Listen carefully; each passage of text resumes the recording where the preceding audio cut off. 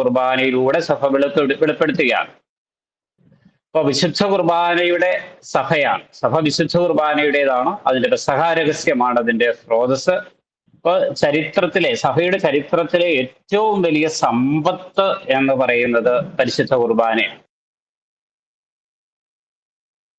ഈ ഒരു സമ്മാനം ഈശോ സഭയ്ക്ക് അല്ലെങ്കിൽ ലോകത്തിന്, വിശ്വാസികൾക്ക് കൊടുക്കുവാനായിട്ടില്ല. ഏറ്റവും വലിയ സമ്മാനമാണ്. അപ്പോ നമ്മുടെ ഏറ്റവും വലിയ സമ്പാദ്യമായിട്ടും നമ്മൾ കരുതേണ്ടത് പരിശുദ്ധ കുർബാനയാണ്. അപ്പൊ നമ്മുടെ ജീവിതത്തിലെ ഏറ്റവും വലിയ സമ്മാനം ഓരോ വ്യക്തിക്കും ഈശോ പേഴ്സണലായിട്ട് നൽകിയിരിക്കുന്ന ഏറ്റവും വലിയ സമ്മാനമാണ് പരിശുദ്ധ കുർബാന. കേട്ടോ, ഞാൻ പറഞ്ഞു വന്നത് സഭ പിറക്കുന്നത് പെസഹ രഹസ്യത്തിലാണ്. പെസഹ രഹസ്യത്തിന്റെ കേന്ദ്രമായ പരിശുദ്ധ കുർബാനയാണ് സഭാ ജീവിതത്തിന്റെ കേന്ദ്രം. അതുപോലെ തന്നെ അപ്പസ്തോല പ്രവർത്തനങ്ങളിൽ നമ്മൾ കണ്ടുമുട്ടിയ അപ്പം മുറിക്കൽ ശുശ്രൂഷയും അതോടൊപ്പം തന്നെ പ്രബോധനത്തിലുള്ള പങ്കുചേരലിലൂടെയുമാണ് തിരുസഭയില് ഈ വിശുദ്ധ കുർബാനയിൽ കേന്ദ്രീകൃതമായിട്ടുള്ള ജീവിതം നയിക്കാനായിട്ട് നമുക്ക് സാധ്യമാകുന്നത്. സഭ അവളുടെ തന്നെ അസ്തിത്വം എന്താണ് എന്നാണ് പ്രഘോഷിക്കുക. ഇപ്പൊ വിശുദ്ധ കുർബാനയിലൂടെയാണ് സഭ ലോകത്തിന് മുമ്പിൽ വെളിപ്പെടുത്തുന്നത്. കാരണം പെസഹ രഹസ്യമാണ് അവളുടെ സ്രോതസ്. ഇനി വിശുദ്ധ കുർബാന സഭയെ സംബന്ധിച്ചിടത്തോളം പെസഹ രഹസ്യത്തിന്റെ കൗദാശികമായിട്ടുള്ള ആഘോഷമാണ്, അല്ലെങ്കിൽ ആവിഷ്കാരമാണ്. നമ്മൾ ഓരോ പരിശുദ്ധ കുർബാനയിലും നമ്മുടെ വിശ്വാസത്തെയാണ് ആഘോഷിക്കുന്നത്.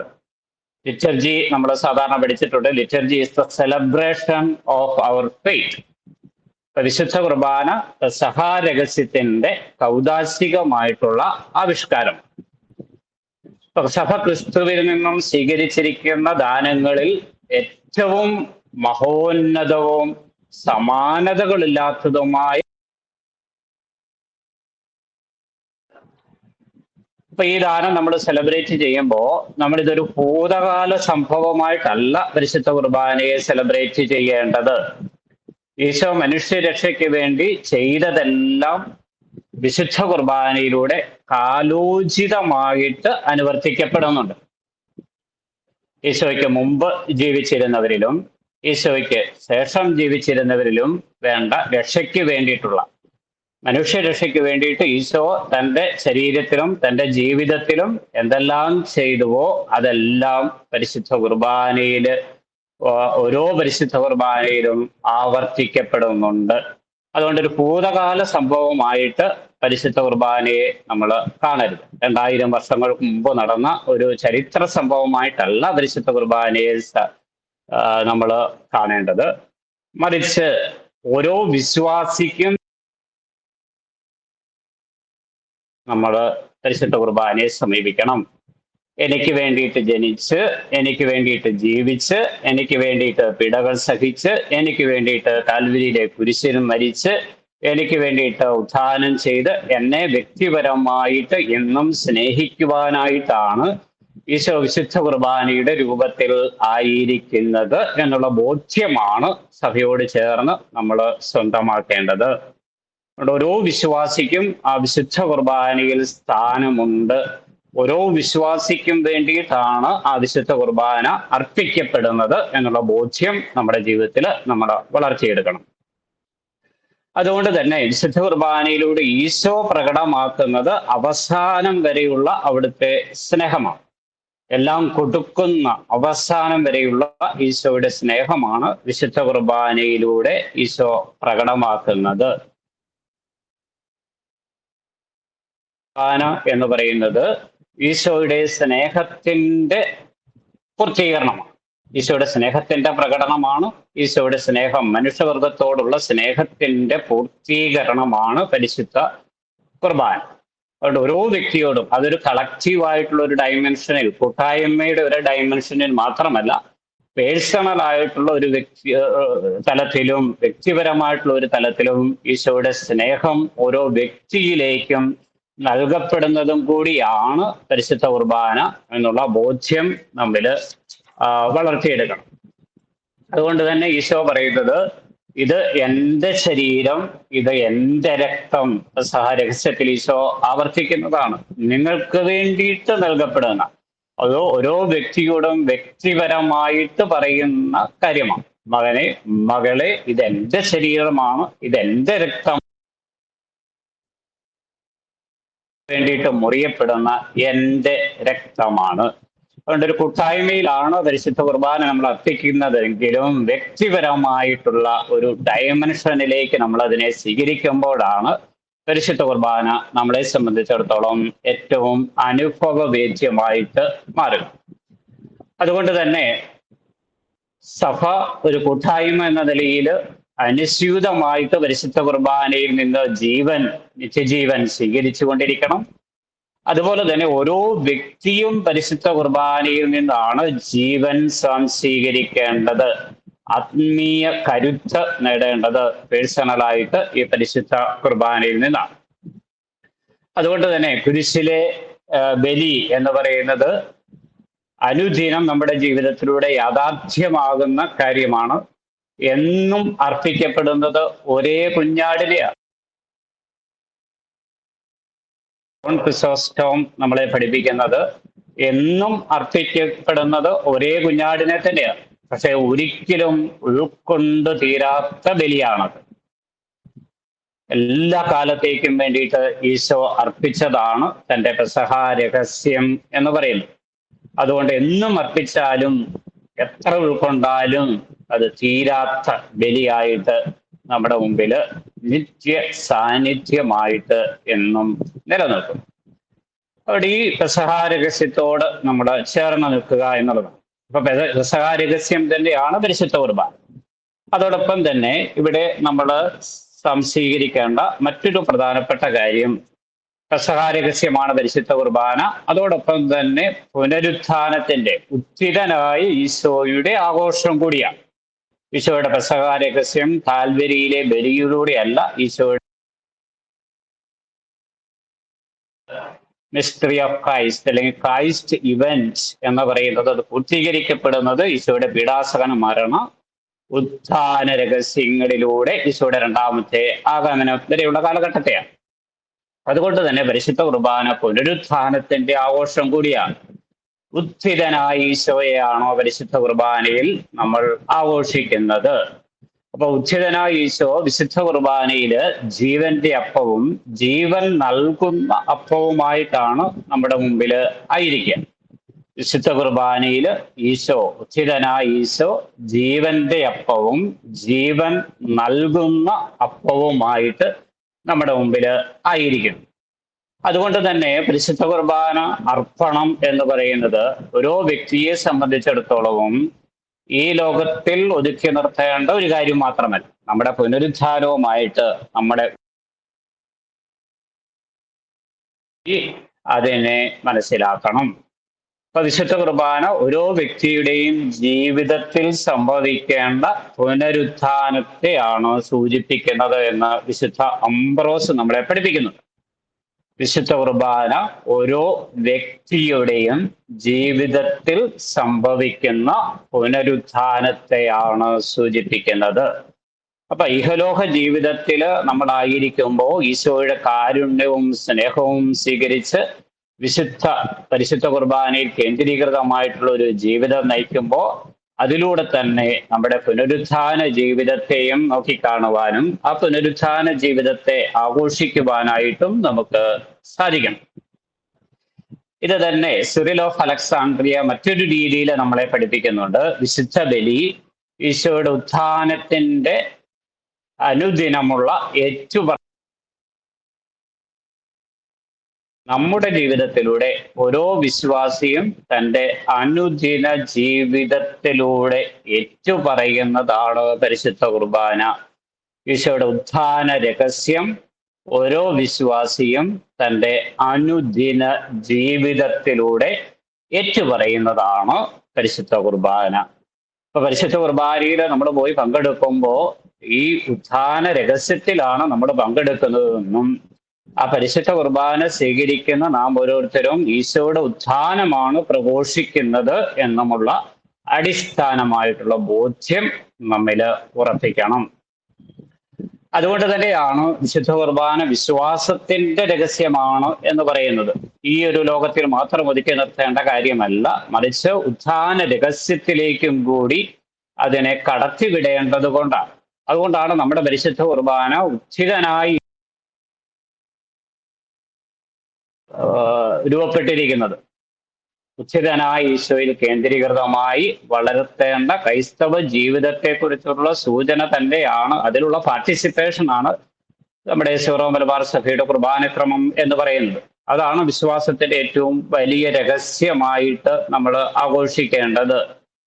അതുകൊണ്ട് തന്നെ സഭയുടെ അല്ലെങ്കിൽ നമ്മുടെ ധാരണകളെയൊക്കെ അതിലംഘിക്കുന്ന വിശ്വാസത്തിന്റെ രഹസ്യങ്ങൾ ഈ പരിശുദ്ധ കുർബാനയിലുണ്ട്. നമ്മുടെ എല്ലാ ധാരണകളെയും മാനുഷികമായിട്ടുള്ള എല്ലാ ചിന്തകളെയും മാറ്റിമറിക്കുന്ന രഹസ്യങ്ങൾ. അപ്പവും വീഞ്ഞും ഈശോയുടെ ശരീരവും രക്തവുമായിട്ട് മാറുന്നത് നമുക്ക് വിശ്വാസത്തിന്റെ നേത്രങ്ങൾ കൂടിയേ മനസ്സിലാക്കാനായിട്ട് സാധിക്കുകയുള്ളൂ. അതേ വിശ്വാസ രഹസ്യങ്ങൾ തന്നെ, വിശ്വാസത്തിന്റെ നേത്രങ്ങൾ തന്നെ വേണം ഈശോയുടെ ഉത്ഥാന രഹസ്യം പ്രഘോഷിക്കുവാനായിട്ടും. ഇപ്പൊ വിശുദ്ധ കുർബാന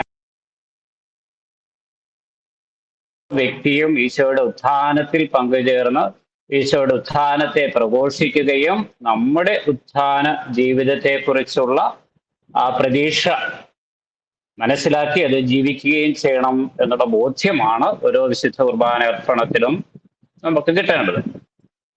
അപ്പോൾ ഈശോയുടെ ശരീരത്തിലും രക്തത്തിലും നാം പങ്കുചേരുമ്പോ ക്രിസ്തു അവിടുത്തെ ആത്മാവിനെയാണ് നമുക്ക് നൽകുന്നത്. ഈശോ തന്റെ ആത്മാവിനെ നമുക്ക് പൂർണ്ണമായി, ഈശോ തന്നെ പൂർണ്ണമായിട്ട് വിശുദ്ധ കുർബാനയിലൂടെ നമുക്ക് നൽകുന്നു. അതോടൊപ്പം തന്നെ തന്റെ ആത്മാവിനെയും നമുക്ക് പൂർണ്ണമായിട്ട് നൽകുന്നുണ്ട്.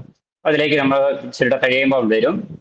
അപ്പൊ പരിശുദ്ധാത്മാവിൽ നിറഞ്ഞാണ് സഭ ഒരു ശരീരമായി, ഒരു കൂട്ടായ്മയായിട്ട് രൂപാന്തരപ്പെടുന്നത്. അപ്പൊ സഭയെ ഒരു കൂട്ടായ്മയായി, പരിശുദ്ധ കുർബാനയുടെ കൂട്ടായ്മയായിട്ടാണ് സഭയെ കാണേണ്ടത്.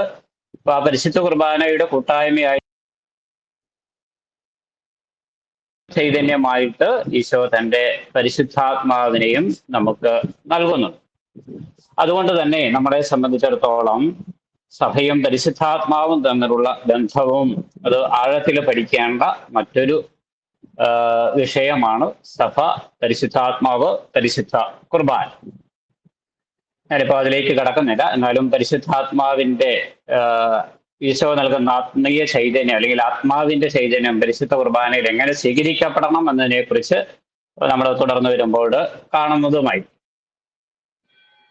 ഇല്ലേ, ഞാൻ പറഞ്ഞു പരിശുദ്ധ കുർബാന സഭയെ സംബന്ധിച്ചിടത്തോളം നിത്യജീവന്റെ അടയാളമാണ്, നിത്യജീവന്റെ അപ്പമാണ്. നമ്മുടെ നിത്യജീവിതവുമായിട്ട് അതിനെ ബന്ധപ്പെടുത്തി നമുക്ക് മനസ്സിലാക്കാനായിട്ട് പരിശ്രമിക്കണം. നമ്മുടെ ക്രൈസ്തവ ജീവിതം എന്ന് പറയുന്നത് ഈ ലോകത്തിൽ അവസാനിക്കുന്ന ഒരു ജീവിതമല്ല. കാരണം നാം ഓരോരുത്തരും, അപ്പൊ ഈശോ നമുക്ക് വാഗ്ദാനം ചെയ്തിരിക്കുന്നതും നിത്യജീവനാണ്. അപ്പൊ ഓരോ പരിശുദ്ധ കുർബാനയിലും നമ്മൾ ഈ നിത്യജീവിതത്തെയാണ് സെലിബ്രേറ്റ് ചെയ്യേണ്ടതും, അല്ലെങ്കിൽ നമ്മുടെ നിത്യജീവിതത്തിന്റെ ഒരു മുന്നാസ്വാദനമാണ് പരിശുദ്ധ കുർബാനയിലൂടെ സംലഭ്യമാകുന്നത്. ഈശോയുടെ ഉത്ഥാനത്തിൽ പങ്കുചേരുന്നു എന്ന് ഞാൻ പറഞ്ഞു. അതോടൊപ്പം തന്നെ നമ്മുടെ നിത്യജീവിതത്തിന്റെ സെലിബ്രേഷനാണ് പരിശുദ്ധ കുർബാന. അപ്പൊ നിത്യജീവൻ എന്താണോ എന്ന്, അല്ലെങ്കിൽ സ്വർഗീയ ജീവിതത്തിന്റെ മുന്നാസ്വാദനം ഓരോ പരിശുദ്ധ കുർബാനയിലും അനുഭവിക്കാനായിട്ട് നമുക്ക് സാധിക്കണം. അതുകൊണ്ടാണ് സഭാപിതാക്കന്മാർ പറയുക, പരിശുദ്ധ കുർബാന സ്വീകരിക്കുന്ന ഓരോ വ്യക്തിയും നിത്യജീവൻ ഈ ലോകത്തിൽ തന്നെ നേടുന്നു എന്ന്. ഏതൊരു വ്യക്തിയും നിത്യജീവൻ ഈ ലോകത്തിൽ തന്നെ സ്വീകരിക്കുന്നു. ഒരു അർത്ഥതലം അതിനുണ്ട്. അപ്പൊ നമ്മുടെ വിശ്വാസത്തിന്റെ പൂർണ്ണത എന്ന് പറയുന്നത് നമ്മുടെ ഇറ്റേണൽ ലൈഫുമായിട്ട് ബന്ധപ്പെടുത്തിയാണ്, നിത്യജീവിതവുമായിട്ട് ബന്ധപ്പെടുത്തിയാണ്. അതുകൊണ്ട് തന്നെ പരിശുദ്ധ കുർബാന നിത്യജീവന്റെ അച്ചാരമാണ്. ആ ഒരു മനോഭാവത്തോടു കൂടി വേണം പരിശുദ്ധ കുർബാനയെ നമ്മൾ സമീപിക്കാനായിട്ട്. ഒരു യാന്ത്രികമായിട്ടുള്ള, ഒരു ഉപരിപ്ലവമായിട്ടുള്ള ഒരു ആഘോഷമായിട്ടോ ഒരു സെലിബ്രേഷൻ ആയിട്ടോ നമ്മൾ പരിശുദ്ധ കുർബാനയെ കാണരുത്. മറിച്ച് എൻ്റെ നിത്യജീവിതത്തിൻ്റെ അച്ചാരം. അതുകൊണ്ടാണ് പരിശുദ്ധ കുർബാനയെ തിരുപ്പാഥേയം എന്നൊക്കെ നമ്മൾ വിളിക്കുക. നിത്യജീവിതത്തിലേക്കുള്ള എൻ്റെ യാത്രയിൽ എൻ്റെ ആത്മീയ ഭക്ഷണമായിട്ട്, എൻ്റെ ആത്മീയ ജീവന്റെ ചൈതന്യമായിട്ട് നിലകൊള്ളുന്നത് പരിശുദ്ധ കുർബാനയാണ്. അതുകൊണ്ടാണ് യോഹന്നാന്റെ സുവിശേഷം 6-ാം അധ്യായം 54-ാമത്തെ വാക്യത്തില് ഈശോ നമ്മളെ പഠിപ്പിക്കുക, എൻ്റെ ശരീരം ഭക്ഷിക്കുകയും എൻ്റെ രക്തം പാനം ചെയ്യുകയും ചെയ്യുന്നവന് നിത്യജീവനുണ്ട്. എൻ്റെ ശരീരം ഭക്ഷിക്കുകയും എൻ്റെ രക്തം പാനം ചെയ്യുകയും ചെയ്യുന്നവന് നിത്യജീവനുണ്ട് എന്ന്. അതുകൊണ്ട് തന്നെ ഈ നിത്യജീവിതത്തിന്റെ സെലിബ്രേഷൻ കൂടിയാണ് പരിശുദ്ധ കുർബാന. ഇപ്പോൾ നമ്മൾ കണ്ടുകൊണ്ടിരിക്കുന്നത് പരിശുദ്ധ കുർബാനയിൽ ഈശോയുടെ പെസഹ രഹസ്യത്തിന്റെ ആഘോഷമാണ്. അതാണ് സഭയുടെ കേന്ദ്രം എന്ന് പറയുന്നത്. ആ പെസഹ രഹസ്യത്തിന്റെ ആഘോഷത്തോടൊപ്പം നമ്മൾ ഈശോയുടെ ഉത്ഥിതനായ ഈശോയും കൂടിയാണ് നമ്മൾ സെലിബ്രേറ്റ് ചെയ്യുന്നത്. അത് നമ്മുടെ ഉത്ഥാനത്തിന്റെ സെലിബ്രേഷൻ കൂടിയാണ്. ഈശോയുടെ ഉത്ഥാനത്തിൽ നമ്മൾ പങ്കുചേരുന്നതിന്റെ ആഘോഷം കൂടിയാണ്. മൂന്നാമതായിട്ട് നമ്മൾ കണ്ടത് പരിശുദ്ധ കുർബാന തിരുസഭയെ സംബന്ധിച്ചിടത്തോളം നിത്യജീവന്റെ അപ്പമാണ്. അപ്പൊ നിത്യജീവനാണ് നമ്മുടെ ലക്ഷ്യം. ആ ലക്ഷ്യത്തിലേക്കുള്ള യാത്രയിലാണ് കൂട്ടായ്മയായിട്ടും വ്യക്തിപരമായിട്ടും ഓരോ വിശ്വാസിയും.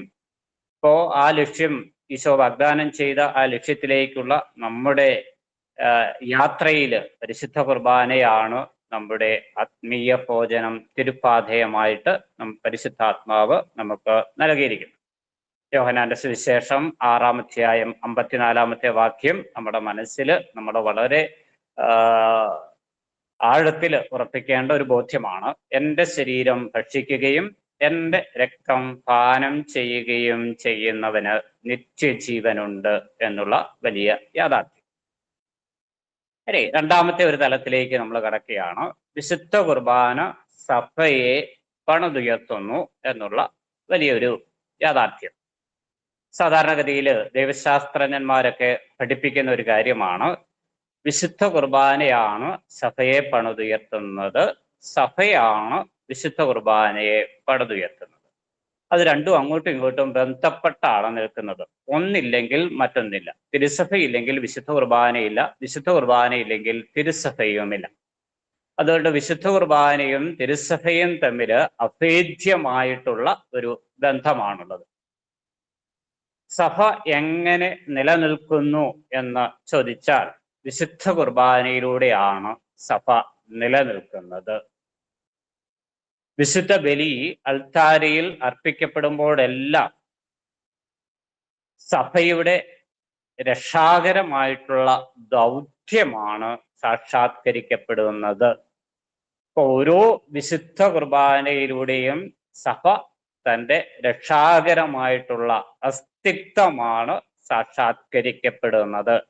അതുകൊണ്ടാണ് പരിശുദ്ധ കുർബാനയിലൂടെയാണ് സഭ രൂപപ്പെടുന്നത് എന്ന് പറയുന്നു. അതുകൊണ്ട് തന്നെ യുഗാന്ത്യം വരെ നമ്മുടെ രക്ഷയ്ക്കായിട്ട് ബലിയർപ്പിക്കപ്പെട്ട ദൈവപുത്രനുമായിട്ടുള്ള കൗദാശികമായിട്ടുള്ള ഐക്യത്തിലൂടെയാണ് സഭ പണിതുയർത്തപ്പെടുന്നത്. ഈ കൗദാശികമായിട്ടുള്ള ഐക്യം എന്ന് പറയുന്നത് വളരെ പ്രധാനപ്പെട്ട ഒരു കാര്യമാണ്. കൗദാശികമായിട്ടുള്ള ഐക്യം എന്ന് പറയുമ്പോൾ മാമോദീസ സ്വീകരിച്ച ഓരോ വ്യക്തിയെയും ആയിട്ട് വിശുദ്ധ കുർബാനയുമായിട്ട് ബന്ധപ്പെട്ടിരിക്കണം. അതോടൊപ്പം തന്നെ മാമോദീസ സ്വീകരിച്ച വ്യക്തികളെല്ലാവരും ഒരു കൂട്ടായ്മയായിട്ടും പരിശുദ്ധ കുർബാനയോട് ബന്ധപ്പെട്ട് നിൽക്കണം. ഇത് വളരെ പ്രധാനപ്പെട്ട ഒരു കാര്യമാണ്. നമുക്ക് we should have A personal relationship with Eucharist and at the same time we should have A collective relationship with Eucharist. വിശുദ്ധ കുർബാനയായിട്ട് കൂട്ടായ്മയോടെയുള്ള ബന്ധവും ഉണ്ടാവണം, വ്യക്തിപരമായിട്ടുള്ള ഒരു ബന്ധവും ഉണ്ടാകും. യോഹന്നാന്റെ സുവിശേഷത്തില് യോഹന്നാൻ ഉപയോഗിച്ചിരിക്കുന്ന സഭയെ സൂചിപ്പിക്കാനായിട്ടും അതോടൊപ്പം തന്നെ വിശുദ്ധ കുർബാന തന്നെയായ ക്രിസ്തുവിനെ സൂചിപ്പിക്കാനായിട്ടും ഉപയോഗിച്ചിരിക്കുന്ന രണ്ട് ഇമേജറീസ് ആണ് ഇടയനും ആടുകളും. ഈശോ പറയുന്ന ഇടയനും ആടുകളും ഉള്ള ആ ഉപമയില് ഓരോ ആടും ഇടയനുമായിട്ട് വ്യക്തിപരമായിട്ടും ബന്ധപ്പെട്ടാണ് നിൽക്കുന്നത്. അതോടൊപ്പം തന്നെ ആട്ടിൻകൂട്ടം ഒന്നാകെയും ഇടയനോട് ബന്ധപ്പെട്ടാണ് നിൽക്കുന്നത്. ഓരോ ആടിനും വ്യക്തിപരമായിട്ടുള്ളൊരു ബന്ധം ഈശോയാകുന്ന ഇടയനോടുണ്ട്. അതോടൊപ്പം തന്നെ കൂട്ടായ്മയിലുള്ള ഒരു ബന്ധവുമുണ്ട്. Personal relationship and communional relationship. Yohannan ഉപയോഗിക്കുന്ന രണ്ടാമത്തെ ഒരു മേജറിയാണ് മുന്തിരി വള്ളിയും ശാഖകളും, അല്ലെങ്കിൽ മുന്തിരിച്ചെടിയും ശാഖകളും.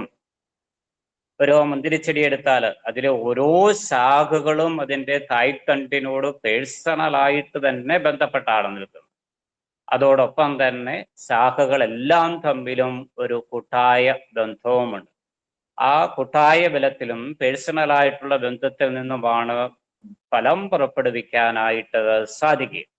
അതുകൊണ്ട് തന്നെ കൗദാശികമായിട്ടുള്ള ഐക്യം, വിശുദ്ധ കുർബാനയിലുള്ള ഐക്യം എന്ന് പറയുന്നത് അത് കൂട്ടായ്മയിലുള്ള ഐക്യവുമാണ്, വ്യക്തിപരമായിട്ടുള്ള ഐക്യവുമാണ്.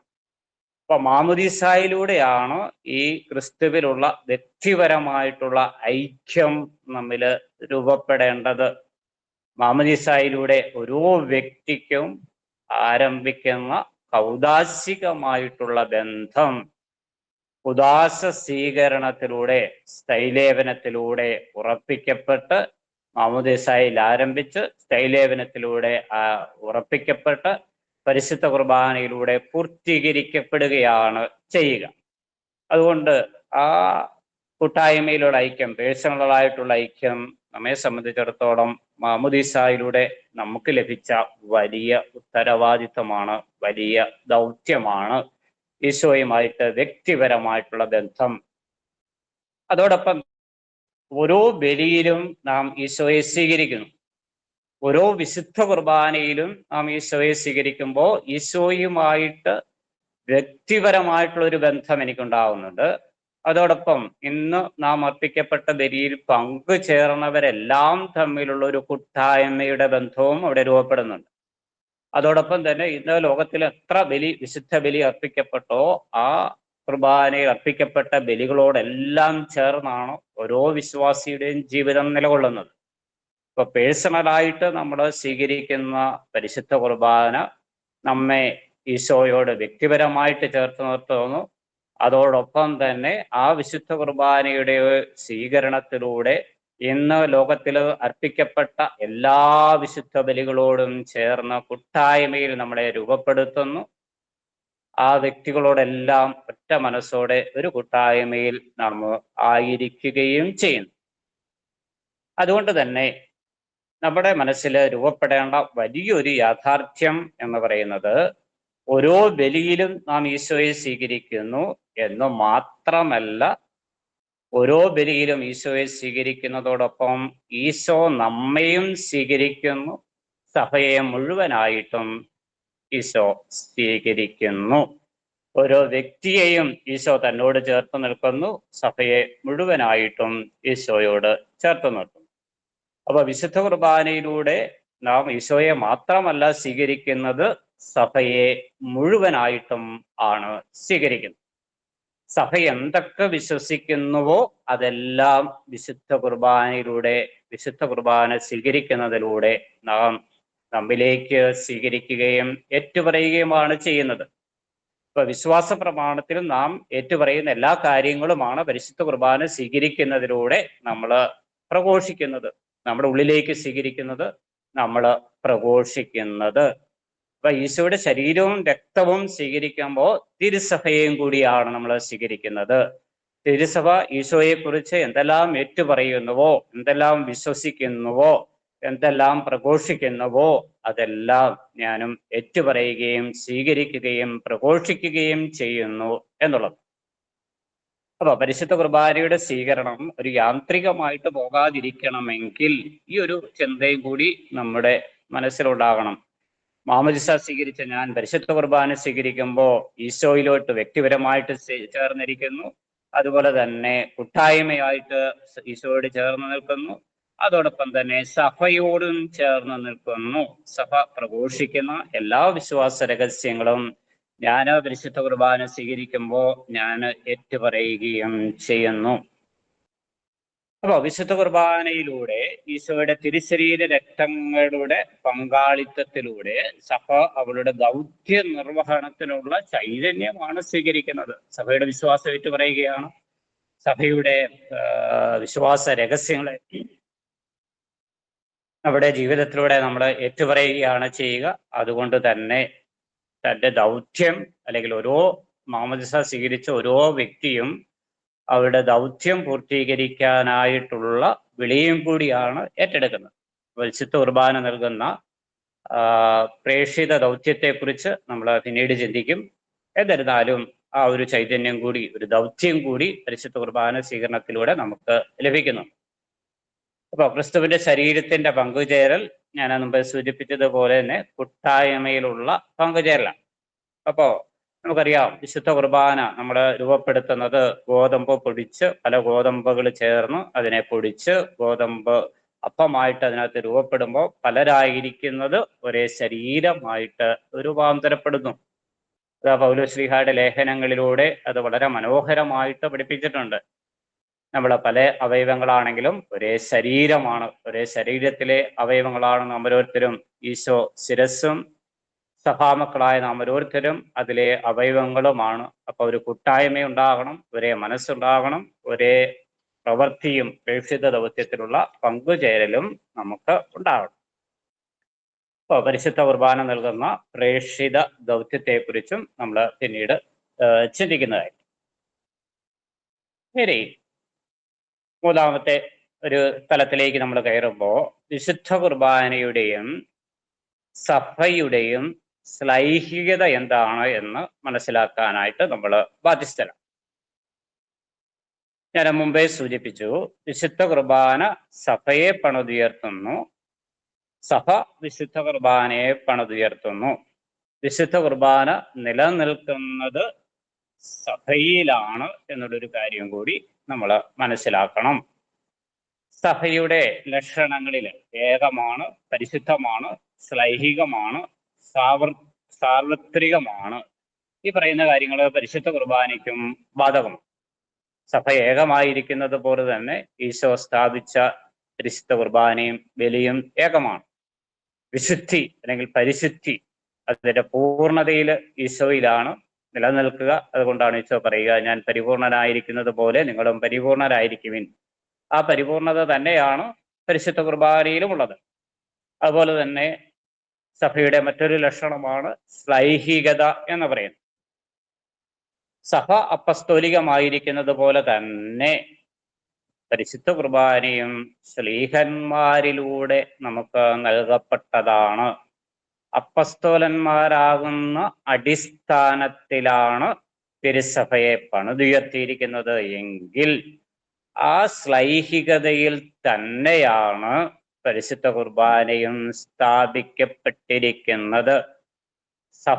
സഭയാകുന്നത് അപ്പസ്തോലന്മാരോടുള്ള കൂട്ടായ്മയിലാണ് എങ്കിൽ പരിശുദ്ധ കുർബാന സഭയിൽ അതിൻ്റെ പൂർണ്ണതയിൽ നിലനിൽക്കുന്നത് ഈ ശ്ലൈഹിക കൂട്ടായ്മയിൽ അത് അർപ്പിക്കപ്പെടുമ്പോഴാണ്. ഇപ്പോൾ സഭ അപ്പസ്തോലന്മാരിൽ അടിസ്ഥാനമിട്ടതാണ്. അതുപോലെ തന്നെ പരിശുദ്ധ കുർബാനയും അപ്പസ്തോലന്മാരിൽ അടിസ്ഥാനമിട്ടതാണ്. അപ്പസ്തോലികതയുടെ സോഴ്സ് എന്ന് പറയുന്നത് ഞാൻ മുമ്പേ പറഞ്ഞതുപോലെ തന്നെ പെസഹ രഹസ്യമാണ്. ആ പെസഹ രഹസ്യത്തിൻ്റെ സാക്ഷികളാണ് അപ്പസ്തോലന്മാർ. ആ പെസഹ രഹസ്യം നമുക്ക് സംലഭ്യമായിരിക്കുന്നത് അപ്പസ്തോലന്മാര് ശ്ലൈഹികമായിട്ട് അത് നമുക്ക് ട്രാൻസ്മിറ്റ് ചെയ്ത് നൽകുന്നത് കൊണ്ടാണ്. അപ്പോ ഈ രക്ഷാകര രഹസ്യങ്ങൾ തന്നെയാണ് പരിശുദ്ധ കുർബാനയിലും സഭയിലും സജീവമാകുന്ന രക്ഷാകര രഹസ്യം. ആ ഒരു ബോധ്യം സഭയുടെ ശ്ലൈഹികതയും പരിശുദ്ധ കുർബാനയുടെ ശ്ലൈഹികതയും പെസഹ രഹസ്യത്തിലാണ് കേന്ദ്രീകൃതമായിരിക്കുന്നത് എന്നുള്ള ബോധ്യം നമ്മുടെ മനസ്സിൽ നമുക്ക് ഉറപ്പിക്കാം. അതുകൊണ്ട് തന്നെ വിശുദ്ധ കുർബാന അർപ്പണത്തിന് ഒന്നിച്ചു കൂടുന്ന സമൂഹം കുർബാനയുടെ സമൂഹമാകണമെങ്കിൽ അതിൻ്റെ അധ്യക്ഷനായി അഭിഷേകം ചെയ്യപ്പെട്ട പുരോഹിതനുണ്ടായിരിക്കണം. ഒന്നുകൂടെ ഞാൻ പറയാം. വിശുദ്ധ കുർബാന അർപ്പണത്തിന് ഒന്നിച്ചു കൂടുന്ന സമൂഹം കുർബാനയുടെ സമൂഹമാകണമെങ്കിൽ അതിൻ്റെ അധ്യക്ഷനായി അഭിഷേകം ചെയ്യപ്പെട്ട പുരോഹിതനുണ്ടാവണം. അതാണ് ശ്ലൈഹികതയുടെ അടിസ്ഥാനം. നമുക്കറിയാം, വിശ്വാസ രഹസ്യങ്ങൾ ഈശോ പരമേൽപ്പിച്ചത് അപ്പസ്തോലന്മാരെയാണ്. ആ അപ്പസ്തോലന്മാരിലൂടെയാണ് അത് നമുക്ക് ലഭിച്ചിരിക്കുന്നത്.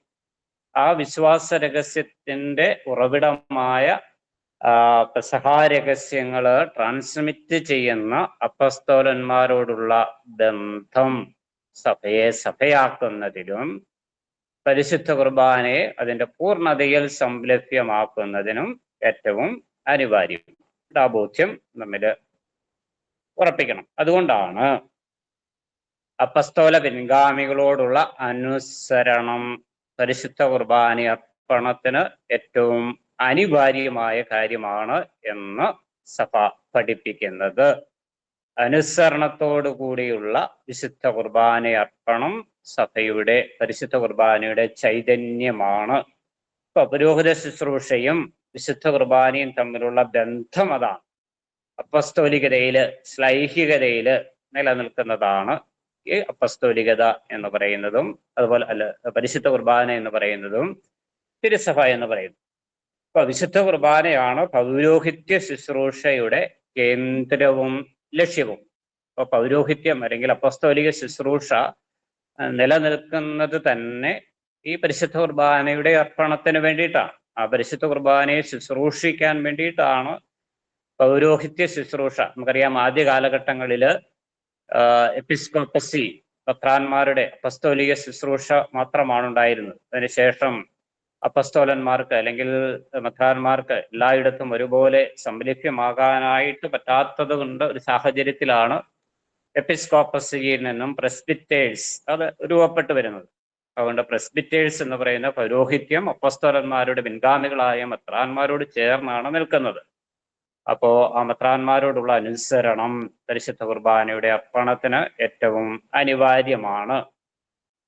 അതുകൊണ്ട് തന്നെയാണ് ആ വിശുദ്ധ കുർബാന അർപ്പണമാണ് പരിശുദ്ധ പൗരോഹിത്യത്തിന്റെ കേന്ദ്രവും ലക്ഷ്യവുമെങ്കിൽ തിരുപ്പട്ടം വിശുദ്ധ കുർബാനയിൽ അടിസ്ഥാനമിട്ടതാണ്, വിശുദ്ധ കുർബാനയിൽ കേന്ദ്രീകൃതമാണ്. വിശുദ്ധ കുർബാനയുടെ സ്ഥാപനത്തിൽ തന്നെയാണ് പൗരോഹിത്യവും സ്ഥാപിക്കപ്പെട്ടിരിക്കുന്നത്. അതുകൊണ്ട് തന്നെ പരിശുദ്ധ കുർബാനയും പൗരോഹിത്യവുമായിട്ടും വളരെയധികം ആഴമായ ബന്ധമുണ്ട്. പൗരോഹിത്യം വിശുദ്ധ കുർബാനയിൽ നിന്ന് വേർപെടുത്തി നമുക്ക് ഒരിക്കലും കാണാനായിട്ട് പാടില്ല. അതുകൊണ്ട് തന്നെ ഓരോ പുരോഹിതനും പരിശുദ്ധ കുർബാന അനുസരണത്തോടെ അപ്പസ്തോലിക പിൻഗാമികളോട് ചേർന്ന് നിന്ന് അർപ്പിക്കുമ്പോഴാണ് അത് പൂർണ്ണതയിൽ നിലനിൽക്കുക. അപ്പൊ പൗരോഹിത്യത്തിന്റെ എല്ലാ അജപാലന പ്രവർത്തനങ്ങളും വിശുദ്ധ ബലിയിലെ കേന്ദ്രീകൃതമായിരിക്കണമെന്നും തിരുസഭ നമ്മളെ പഠിപ്പിക്കുന്നുണ്ട്. ഒരു പുരോഹിതൻ ചെയ്യുന്നത് ഈശോ ചെയ്ത രക്ഷാ പ്രവൃത്തിയുടെ അല്ലെങ്കിൽ രക്ഷാകര പ്രവൃത്തിയുടെ തുടർച്ചയാണ്. രക്ഷാകര പ്രവൃത്തി മുഴുവൻ പരിശുദ്ധ കുർബാനയിൽ കേന്ദ്രീകൃതമാണ് എങ്കിൽ പുരോഹിതന്റെ ഓരോ പ്രവൃത്തിയും വിശുദ്ധ ബലിയിൽ കേന്ദ്രീകൃതമായിരിക്കണം എന്നും തിരുസഭ നമ്മളെ പഠിപ്പിക്കുന്നു.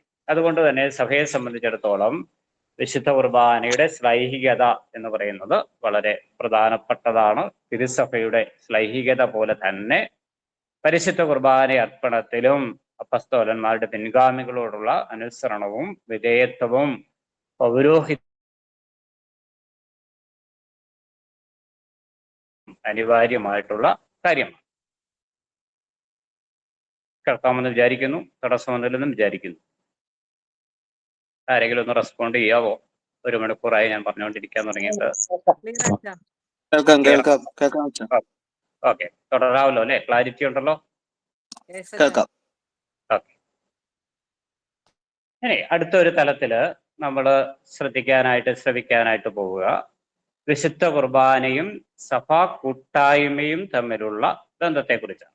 വിശുദ്ധ കുർബാനയും സഭാ കൂട്ടായ്മയും ഞാൻ പറഞ്ഞു 2 തരത്തിലുള്ള ബന്ധമുണ്ടാകണമെന്ന് പറഞ്ഞു. വ്യക്തിപരമായിട്ടുള്ള ബന്ധമുണ്ടാകണം, അതുപോലെ തന്നെ കൂട്ടായ്മയിലുള്ള ബന്ധവും ഉണ്ടാകണം.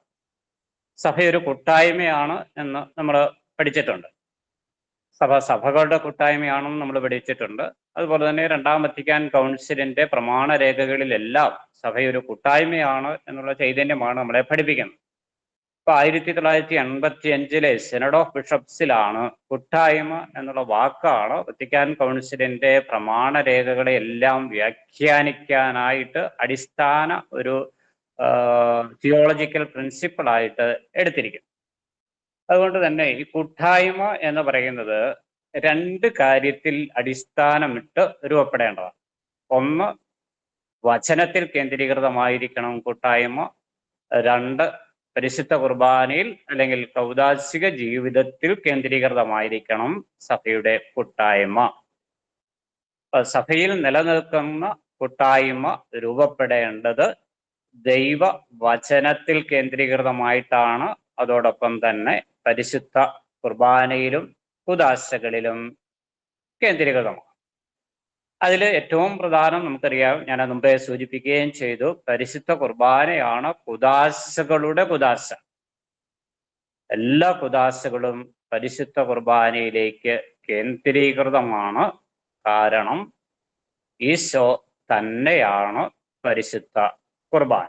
എല്ലാ കുദാശകളും മാമോദീസായും സ്ഥൈലേപനവും കുമ്പസാരവും തിരുപ്പട്ടവും വിവാഹവും രോഗിലേപനവും എല്ലാം പരിശുദ്ധ കുർബാനയിലേക്ക് കേന്ദ്രീകൃതമാണ്. അപ്പോൾ വചനത്തിൽ കേന്ദ്രീകൃതമാണ്, കുദാശകളിൽ കേന്ദ്രീകൃതമാണ്, കുദാശകളുടെ കുദാശയായ പരിശുദ്ധ കുർബാനയിൽ കേന്ദ്രീകൃതമാണ്. പരിശുദ്ധ കുർബാനയിലും വചനത്തിന്റെ കൂട്ടായ്മയിലും പങ്കുചേരുന്ന ഏതൊരു വ്യക്തിയും തൃത്വത്തിന്റെ കൂട്ടായ്മയിലും തിരുസഭയുടെ കൂട്ടായ്മയിലും ഉൾച്ചേർക്കപ്പെട്ടിരിക്കുന്നു. വചനത്തിലൂടെയും കുദാശകളിലൂടെയും ഓരോ വ്യക്തിയും സഭയുടെ കൂട്ടായ്മയിലേക്കും അതുവഴി തൃത്വത്തിന്റെ കൂട്ടായ്മയിലേക്കുമാണ് ഉൾച്ചേർക്കപ്പെടുക.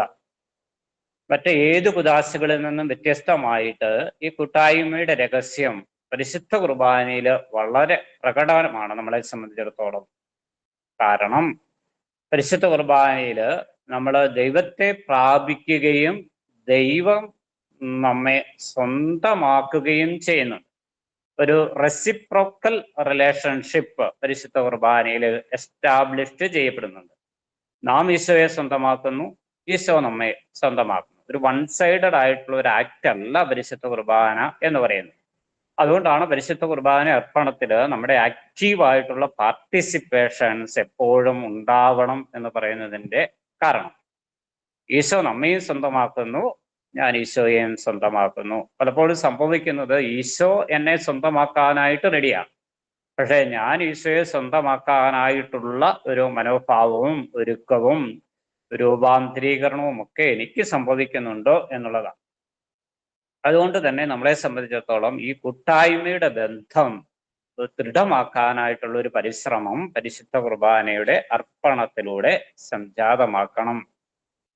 ഇവിടെ ഏറ്റവും അഭേദ്യമായിട്ട് അല്ലെങ്കിൽ പരിശുദ്ധ കുർബാനയുമായിട്ട് ഏറ്റവും അഭേദ്യമായിട്ട് നിലനിൽക്കുന്ന മറ്റൊരു കുദാശയാണ് കുമ്പസാരം എന്ന് പറയുന്നത്.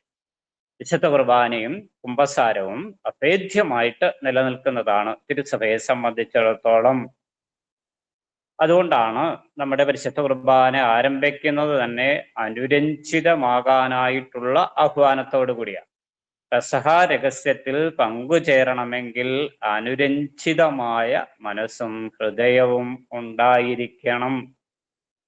ഇപ്പോൾ രമ്യതപ്പെടലിന്റെ അനിവാര്യതയെക്കുറിച്ച് വിശുദ്ധ ഗ്രന്ഥത്തിൽ നമ്മളെ പൗലോസ്ലീഹ പ്രത്യേകിച്ച് 2 കൊറിന്തോസ് 5:2 വളരെ വ്യക്തമായിട്ട് നമ്മളെ പഠിപ്പിക്കുന്നുണ്ട്. രമ്യതപ്പെടുവിൻ, ബലിയർപ്പിക്കാൻ അത് അനിവാര്യമായിട്ടുള്ള ഒരു കാര്യമാണ്.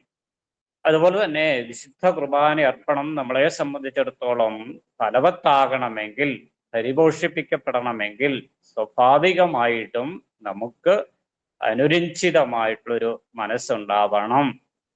അത് അറിഞ്ഞോ അറിയാതെയോ ബാഹ്യമായിട്ടോ അല്ലെങ്കിൽ ആന്തരികമായിട്ടോ ചെയ്യുന്ന എല്ലാ കാര്യങ്ങൾക്കും എല്ലാ ഭാവങ്ങൾക്കും നമുക്ക് പരിശുദ്ധ കുർബാനയിലൂടെ മോചനം ലഭിക്കുന്നുണ്ട്. ആ ബോധ്യത്തോടു കൂടി തന്നെ നമ്മൾ പരിശുദ്ധ കുർബാനയിൽ പങ്കെടുക്കണം. അതുകൊണ്ടാണ് പൗലോസ്ലീഹ പഠിപ്പിക്കുന്നത് പരിശുദ്ധ കുർബാനയുടെ കൂട്ടായ്മ സ്ഥാപിക്കുകയും നിലനിർത്തുകയൊക്കെ ചെയ്യണമെങ്കിൽ ഭിന്നതകൾ ഉണ്ടാവരുത് എന്ന് പറയുന്നതിന്റെ കാരണം ഫസ്റ്റ് കൊറിന്തോസ് 17 തൊട്ട് 34 വരെയുള്ള കാര്യങ്ങളിൽ പരിശുദ്ധ കുർബാന അർപ്പണത്തിന് വരുമ്പോൾ ഭിന്നതകൾ ഉണ്ടാകരുത്, മറ്റുള്ളവരുമായിട്ടുള്ള അനുരഞ്ജിതമായിട്ടുള്ള ഒരു ഹൃദയം ഉണ്ടാവണം. അപ്പം ഐക്യം എന്ന് പറയുന്നത്, കൂട്ടായ്മ എന്ന് പറയുന്നത് പരിശുദ്ധ കുർബാനയെ സംബന്ധിച്ചിടത്തോളം, തിരുസഭയെ സംബന്ധിച്ചിടത്തോളം ഏറ്റവും പ്രധാനപ്പെട്ട കാര്യം. അതുകൊണ്ട് തന്നെ ആ ബോധ്യത്തിൽ അടിയുറച്ച് വളരാനായിട്ട് നമുക്ക് പരിശ്രമിക്കണം.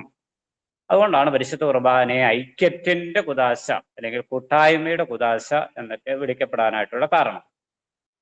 ഇനി സഭയെ സംബന്ധിച്ചിടത്തോളം സഭ എന്ന് പറയുന്നതും പരിശുദ്ധ കുർബാന എന്ന് പറയുന്നതും സ്നേഹം പരിപോഷിപ്പിക്കപ്പെടുന്ന സ്ഥലമാണ്. അവിടെ വിദ്വേഷത്തിനോ വെറുപ്പിനോ ഒന്നും ഒരു സ്ഥാനവുമില്ല എന്നും നമ്മൾ മനസ്സിലാക്കണം. ഇപ്പൊ സഭ എന്നുള്ളതിനും പരിശുദ്ധ കുർബാന എന്നുള്ളതിനും ഒറ്റ നിർവചനം, ഈ ഈക്വൽ ടു സ്നേഹം എന്നുള്ള ഒരു തലത്തിലേക്കാണ് എത്തിക്കേണ്ടത്. അതുകൊണ്ട് തന്നെ ഇവിടെ നമ്മൾ കൂട്ടായ്മയെ കുറിച്ച് ചിന്തിക്കുമ്പോൾ വ്യക്തികൾ തമ്മിലും സഭകൾ തമ്മിലുള്ള ബന്ധവും വളരെ പ്രധാനപ്പെട്ടതാണ്. പരിശുദ്ധ കുർബാന അർപ്പിക്കപ്പെടുമ്പോൾ ക്രിസ്തുവില് ഏക കുർബാന അർപ്പിക്കുവാനായിട്ട് എല്ലാവരും ഒന്നു ചേരണം എന്നുള്ള ഒരു വലിയ ആഗ്രഹം ഈശോ തന്നെ യോഹന്നാന്റെ സുവിശേഷത്തിൽ പല പ്രാവശ്യം പ്രകടമാക്കിയിട്ടുള്ളതാണ്. അവരെല്ലാവരും ഒന്നായിരിക്കുവാൻ വേണ്ടി ഞാൻ പ്രാർത്ഥിക്കുന്നു എന്നുള്ള ഈശോയുടെ പ്രാർത്ഥന, പുരോഹിത പ്രാർത്ഥന എന്ന് പറയുന്നത് ഈ വിശുദ്ധ കുർബാനയുടെ അർപ്പണത്തിൽ, സഹാരഹസ്യത്തിൽ എല്ലാവരും ഒരേ മനസ്സോടുകൂടെ പങ്കുചേരണം എന്നുള്ള ആഗ്രഹം. അപ്പൊ വിശുദ്ധ കുർബാനയും കൂട്ടായ്മയും തമ്മിലുള്ള ബന്ധം, വ്യക്തിപരമായുള്ള ബന്ധം ഉദാശകളിലൂടെ നമ്മൾ പരിപോഷിപ്പിക്കപ്പെടണം. കൂട്ടായ്മ തലത്തിലുള്ള ബന്ധം പരിപോഷിപ്പിക്കപ്പെടണം.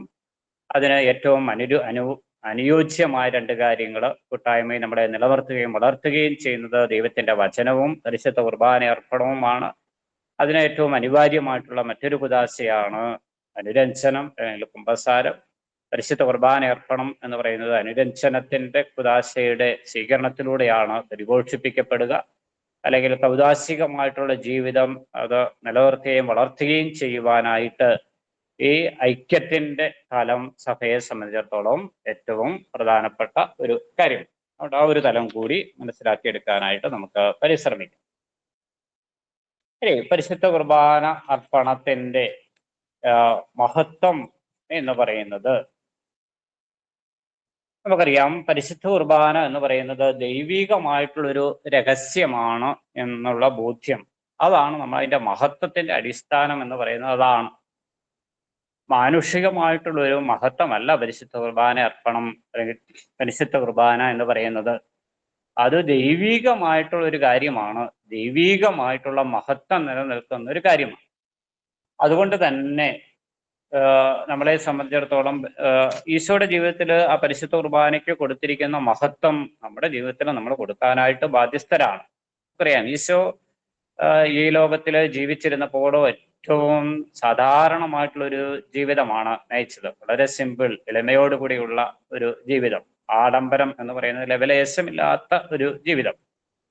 പക്ഷേ നമ്മൾ സുവിശേഷത്തിലൂടെ കടന്നു പോകുമ്പോൾ ആഡംബരം എന്നുള്ളൊരു തലത്തിൽ ഈശോ എന്തെങ്കിലും ഉപയോഗിച്ചിട്ടുണ്ട് എങ്കിൽ ആ വാക്ക് ഉപയോഗിക്കുന്നത് ശരിയാണോ എന്ന് എനിക്കറിയത്തില്ല. എന്നിരുന്നാലും പെസഹ ഭക്ഷണത്തിന്റെ ഒരുക്കത്തിൽ മാത്രമാണ് ഈശോ ആഡംബരമായിട്ടുള്ള ഒരു സ്ഥലം തിരഞ്ഞെടുക്കുന്നത്. നമുക്കറിയാം, വിശാലമായ മട്ടുപ്പാവും ഒക്കെ ഉള്ള ഒരു വലിയ വിശാലമായിട്ടുള്ള ഒരു സ്ഥലം തന്നെയാണ് ഈശോ ആ പെസഹ ഭക്ഷണത്തിന് തിരഞ്ഞെടുത്തതും അതിനുള്ള ഒരുക്കങ്ങൾ നടത്തുന്നതൊക്കെ നമ്മൾ സുവിശേഷത്തിൽ വായിക്കുന്നത്.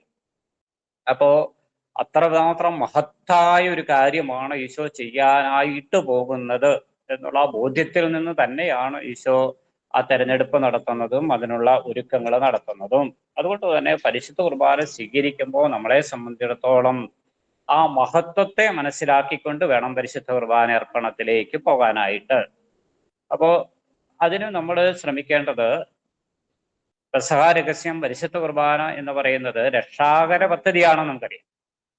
അപ്പൊ ആ രക്ഷാകര പദ്ധതിക്ക് അനുസൃതമായിട്ടുള്ള ഒരു ജീവിതം നയിക്കാനായിട്ടുള്ള ഒരു വില്ലിങ്നെസ് നമുക്കുണ്ടാവണം. ഈശോ ഞാൻ മുമ്പേ പറഞ്ഞു, ദൂർത്ത് കാണിച്ച ഏക സ്ഥലം മനുഷ്യരക്ഷയ്ക്ക് വേണ്ടിയിട്ട് മാത്രമാണ്. മനുഷ്യരുടെ രക്ഷയ്ക്ക് വേണ്ടിയിട്ട് മാത്രമാണ് ദൈവസ്നേഹത്തിന്റെ ധൂർത്ത പരിശുദ്ധ കുർബാനയിലൂടെ നമുക്ക് കാണാനായിട്ട് പറ്റുക.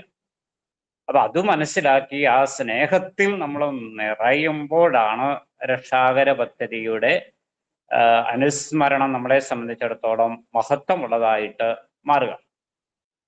ഇപ്പൊ കുർബാന നമ്മളെ സംബന്ധിച്ചിടത്തോളം നമുക്ക് വേണ്ടിയുള്ള ദൈവത്തിന്റെ മഹത്തായ രക്ഷാപദ്ധതിയാണ്. അതുകൊണ്ട് ആ മഹത്വം തിരിച്ചറിഞ്ഞ് അത് ജീവിക്കാനായിട്ട് നമുക്ക് സാധിക്കണം. അതുകൊണ്ട് നിരന്തരം ഈ മഹത്വത്തെ നമ്മൾ പ്രകീർത്തിക്കണം. ആ രക്ഷയിൽ, ആ മഹത്വത്തിൽ പങ്കുചേരാനായിട്ടാണ് നാം ഓരോരുത്തരും വിളിക്കപ്പെട്ടിരിക്കുന്നത് പരിശുദ്ധ കുർബാനയിലൂടെ. അതുകൊണ്ടാണ് ഈശോ റോമാക്കാർക്ക് എഴുതിയ ലേഖനം 8-ാം അധ്യായം 29-ഉം 30-ഉം വാക്യങ്ങളിൽ ഈശോ പറയുന്നത്, പൗലോസ്ലീഹായിലൂടെ പറയുകയാണ്, അവിടുന്ന് മുൻകൂട്ടി നമ്മളെ അറിഞ്ഞു, മുൻകൂട്ടി നമ്മളെ നിശ്ചയിച്ചു, മുൻകൂട്ടി നമ്മളെ വിളിച്ചു, മുൻകൂട്ടി നമ്മളെ നീതീകരിച്ചു, മുൻകൂട്ടി നമ്മളെ മഹത്വപ്പെടുത്തി. എന്തിനാണ്? പരിശുദ്ധ കുർബാനയുടെ മഹത്വം തിരിച്ചറിഞ്ഞത് ജീവിക്കുവാൻ വേണ്ടിയിട്ട്. പരിശുദ്ധ കുർബാന രക്ഷാകര പദ്ധതിയുടെ അനുസ്മരണം, ആഘോഷം, അതിന്റെ മഹത്വം മനസ്സിലാക്കി അതിൽ പങ്കുചേരാനായിട്ട് ഇനി മുതൽ നമുക്ക് പരിശ്രമിക്കണം. അടുത്തൊരു തലം, പരിശുദ്ധ കുർബാനയിലൂടെ ഈശോ നമുക്ക് നൽകുന്ന ദൈവീക പുത്രത്തിലുള്ള, അല്ലെങ്കിൽ ദൈവത്തിന്റെ മകനാണ് എന്നുള്ള ആ ഒരു തലത്തിലുള്ള വളർച്ചയാണ് സംഭവിക്കേണ്ടത്. വിശുദ്ധ കുർബാനയിലൂടെ ഉത്ഥിതനായ ഈശോയെ നാം സ്വീകരിക്കുന്നു. അവിടുത്തെ ശരീരമായിട്ട് നാം രൂപാന്തരപ്പെടുന്നു. അരൂപിയിൽ നിറഞ്ഞ് പുത്രത്വത്തിൽ ജീവിക്കാനായിട്ട് നമുക്ക് സാധിക്കണം. നമുക്കിടെ ഐഡന്റിറ്റി എന്ന് പറയുന്നത് ഈശോയുടെ ഐഡന്റിറ്റിയോട് ചേർന്നതാണ്, വിശുദ്ധ കുർബാനയുടെ ഐഡന്റിറ്റിയോട് ചേർന്നതാണ്. അപ്പോൾ ഈശോ തൻ്റെ ജീവിതത്തിലൂടെ, തൻ്റെ പെസഹ രഹസ്യത്തിലൂടെ പിതാവായ ദൈവത്തെ മഹത്വപ്പെടുത്തി, അതുപോലെ തന്നെ മനുഷ്യവർഗത്തിന്റെ രക്ഷയും സാധിച്ചു.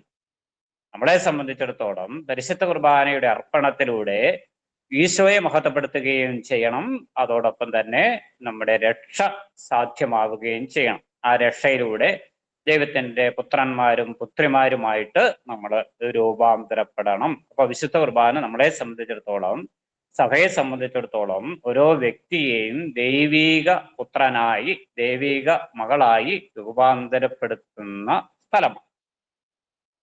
അതുകൊണ്ട് തന്നെ ഇവിടെ നമുക്കുണ്ടാവേണ്ട ഒരു വലിയ തലം എന്ന് പറയുന്നത് വിശ്വാസത്തിന്റെ ഒരു അനുസരണം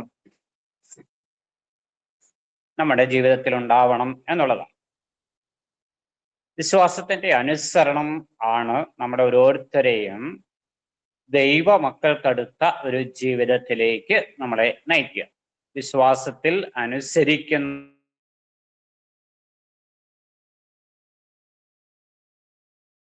ജാഗര പദ്ധതിയോട് സഹകരിക്കാനായിട്ട് പറ്റുകയുള്ളൂ. അതുകൊണ്ടാണ് നമ്മുടെ വിശുദ്ധ കുർബാനയിൽ നമ്മൾ പ്രാർത്ഥിക്കുന്നുണ്ട്, പുരോഹിതൻ നമ്മളെ ക്ഷണിക്കുന്നുണ്ട്, വിശുദ്ധ കുർബാന വിശുദ്ധ ജനത്തിനുള്ളതാണ് എന്ന് പറയുമ്പോൾ ആ വിശുദ്ധി എന്ന് പറയുന്നത് ഫണ്ടമെന്റലി അനുസരണത്തിന്റെ ബേസിസിലാണ്. നമുക്കറിയാം, അനുസരണക്കേടിലൂടെയാണ് പാപം ലോകത്തിലേക്ക് വന്നത് എങ്കിൽ നമ്മുടെ അനുസരണത്തിലൂടെ വിശുദ്ധ കുർബാനയുടെ വിശുദ്ധിയിൽ പങ്കുചേരാനായിട്ട് നമുക്ക് സാധിക്കണം.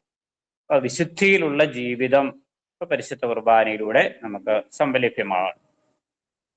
വിശുദ്ധിയിലുള്ള ജീവിതം എന്ന് പറയുമ്പോൾ അത് മിശിഹായിലുള്ള ജീവിതമാണ്. മിശിഹായിൽ നിന്ന് സെപ്പറേറ്റഡ് ആയിട്ടുള്ള ഒരു ജീവിതമല്ല. മിശിഹായിൽ നമ്മെ വളർത്തുന്ന ഏറ്റവും വലിയ കുദാശയാണ് വിശുദ്ധ കുർബാന. അപ്പൊ ആ മിശിഹാ രഹസ്യമാണ് കുർബാനയിൽ നമ്മൾ പരികർമ്മം ചെയ്യുന്നത് എങ്കിൽ അത് എൻ്റെ വിശുദ്ധിക്ക് വേണ്ടിയിട്ട് പരികർമ്മം ചെയ്യുന്നതാണ് എന്നുള്ള ബോധ്യം നമ്മിൽ രൂപാന്തരപ്പെടണം. ഞാൻ മുമ്പേ സൂചിപ്പിച്ചതുപോലെ ഈ ഒരു ചൈതന്യം നമ്മിൽ നിലനിർത്താനായിട്ട് നമ്മളെ സഹായിക്കുന്നത് ഈശോയുടെ ആത്മാവാണ്. പരിശുദ്ധ കുർബാന എന്ന് പറയുന്നത് അരൂപിയിലുള്ള ജീവിതം കൂടിയാണ്, ആത്മാവിൽ നിറഞ്ഞ ജീവിതം കൂടിയാണ് പരിശുദ്ധ കുർബാനയുടെ ജീവിതം. അരൂപിയാൽ നയിക്കപ്പെടുന്ന ജീവിതമാണ് പരിശുദ്ധ കുർബാനയുടെ ജീവിതമെങ്കിൽ ഓരോ ക്രൈസ്തവന്റെയും, അല്ലെങ്കിൽ പരിശുദ്ധ കുർബാന സ്വീകരിക്കുന്ന ഓരോ വ്യക്തിയുടെയും ജീവിതം ഈ ആത്മാവിന്റെ നിറവിലായിരിക്കും. നമ്മൾ അവിടെ ഏറ്റവും കൂടുതൽ നമ്മൾ ശ്രദ്ധിക്കേണ്ടത് പരിശുദ്ധ കുർബാനയുടെ അർപ്പണം നമ്മളെ സംബന്ധിച്ചിടത്തോളം ദേവാലയത്തിൽ ഒതുങ്ങി നിൽക്കേണ്ട ഒരു കാര്യം മാത്രമല്ല. ദേവാലയത്തിൽ അർപ്പിക്കപ്പെടുന്ന വിശുദ്ധ കുർബാനയുടെ ജീവിതം നമ്മൾ ആയിരിക്കുന്ന സ്ഥലങ്ങളിലും സാഹചര്യങ്ങളിലുമൊക്കെ ജീവിക്കാനായിട്ട് നമ്മൾ ബാധ്യസ്ഥരാണ്. നമ്മുടെ കുടുംബങ്ങളിൽ വിശുദ്ധ കുർബാനയുടെ ജീവിതമാണ്. ഉദാഹരണം പറഞ്ഞാൽ ഇപ്പൊ രാപകൽ അന്തിയോളം മക്കൾക്കും ഭാര്യയ്ക്കും ഒക്കെ വേണ്ടിയിട്ട് കഷ്ടപ്പെട്ട് അധ്വാനിച്ച് അന്നത്തെ അപ്പത്തിനുള്ള വകയും സമ്പാദിച്ച് വൈകുന്നേരം വീട്ടിലെത്തുമ്പോൾ അപ്പന് പറയാനായിട്ട് പറ്റണം, ഇത് നിങ്ങൾക്ക് വേണ്ടിയിട്ട് മുറിക്കപ്പെടുന്ന എൻ്റെ ശരീരമാണ്, ഇത് നിങ്ങൾക്ക് വേണ്ടിയിട്ട് ചിന്തപ്പെടുന്ന എൻ്റെ രക്തമാണ്. അത് വിശുദ്ധ കുർബാന കുടുംബ ജീവിതത്തിലേക്ക് പറിച്ച് നടണം. ദേവാലയത്തിന്റെ അർപ്പണത്തിൽ അത് ഒതുങ്ങി നിൽക്കരുത്. കുടുംബ ജീവിതത്തിലുള്ള ആ വിശ്വസ്തതയും വിശ്വാസ്യതയും ഒക്കെ ആത്മാവിന്റെ ചൈതന്യത്തോടു കൂടി നമ്മൾ ജീവിക്കുമ്പോഴേ നമുക്ക് സാധിക്കൂ. അതുപോലെ തന്നെ രാപകൽ അന്ത്യോളം ഒരുപക്ഷെ അടുക്കളയിലെ കരിയും പുകയും ഒക്കെ ഏറ്റ് ഭർത്താവിനും മക്കൾക്കും വേണ്ടിയിട്ട് അധ്വാനിക്കുമ്പോൾ അമ്മമാർക്ക് പറയാനായിട്ട് പറ്റണം, ഇത് നിങ്ങൾക്ക് വേണ്ടിയിട്ട് മുറിക്കപ്പെടുന്ന എൻ്റെ ശരീരമാണ്, ഇത് നിങ്ങൾക്ക് വേണ്ടിയിട്ട് ചിന്തപ്പെടുന്ന എൻ്റെ രക്തമാണ്. അപ്പൊ വിശുദ്ധ കുർബാന കുടുംബങ്ങളിൽ ജീവിക്കാനായിട്ട് പറ്റണം. അതാണ് സഭാത്മക ജീവിതം എന്ന് പറയുന്ന വലിയ തലം. സഭയുടെ ഏറ്റവും അടിസ്ഥാനപരമായിട്ടുള്ള പതിപ്പ് കുടുംബമാണ് എങ്കിൽ അർപ്പിക്കപ്പെടേണ്ട കുർബാന അർപ്പിക്കപ്പെടേണ്ടത് ഭവനങ്ങളിലാണ്. വിശുദ്ധ കുർബാനയുടെ ചൈതന്യം അത് ജീവിക്കേണ്ടത് ഭവനങ്ങളിലാണ്. അപ്പൊ അതിനാണ് പരിശുദ്ധ ആത്മാവിന്റെ അല്ലെങ്കിൽ അരൂപിയുടെ ജീവിതം എന്ന് പറയുന്നത്.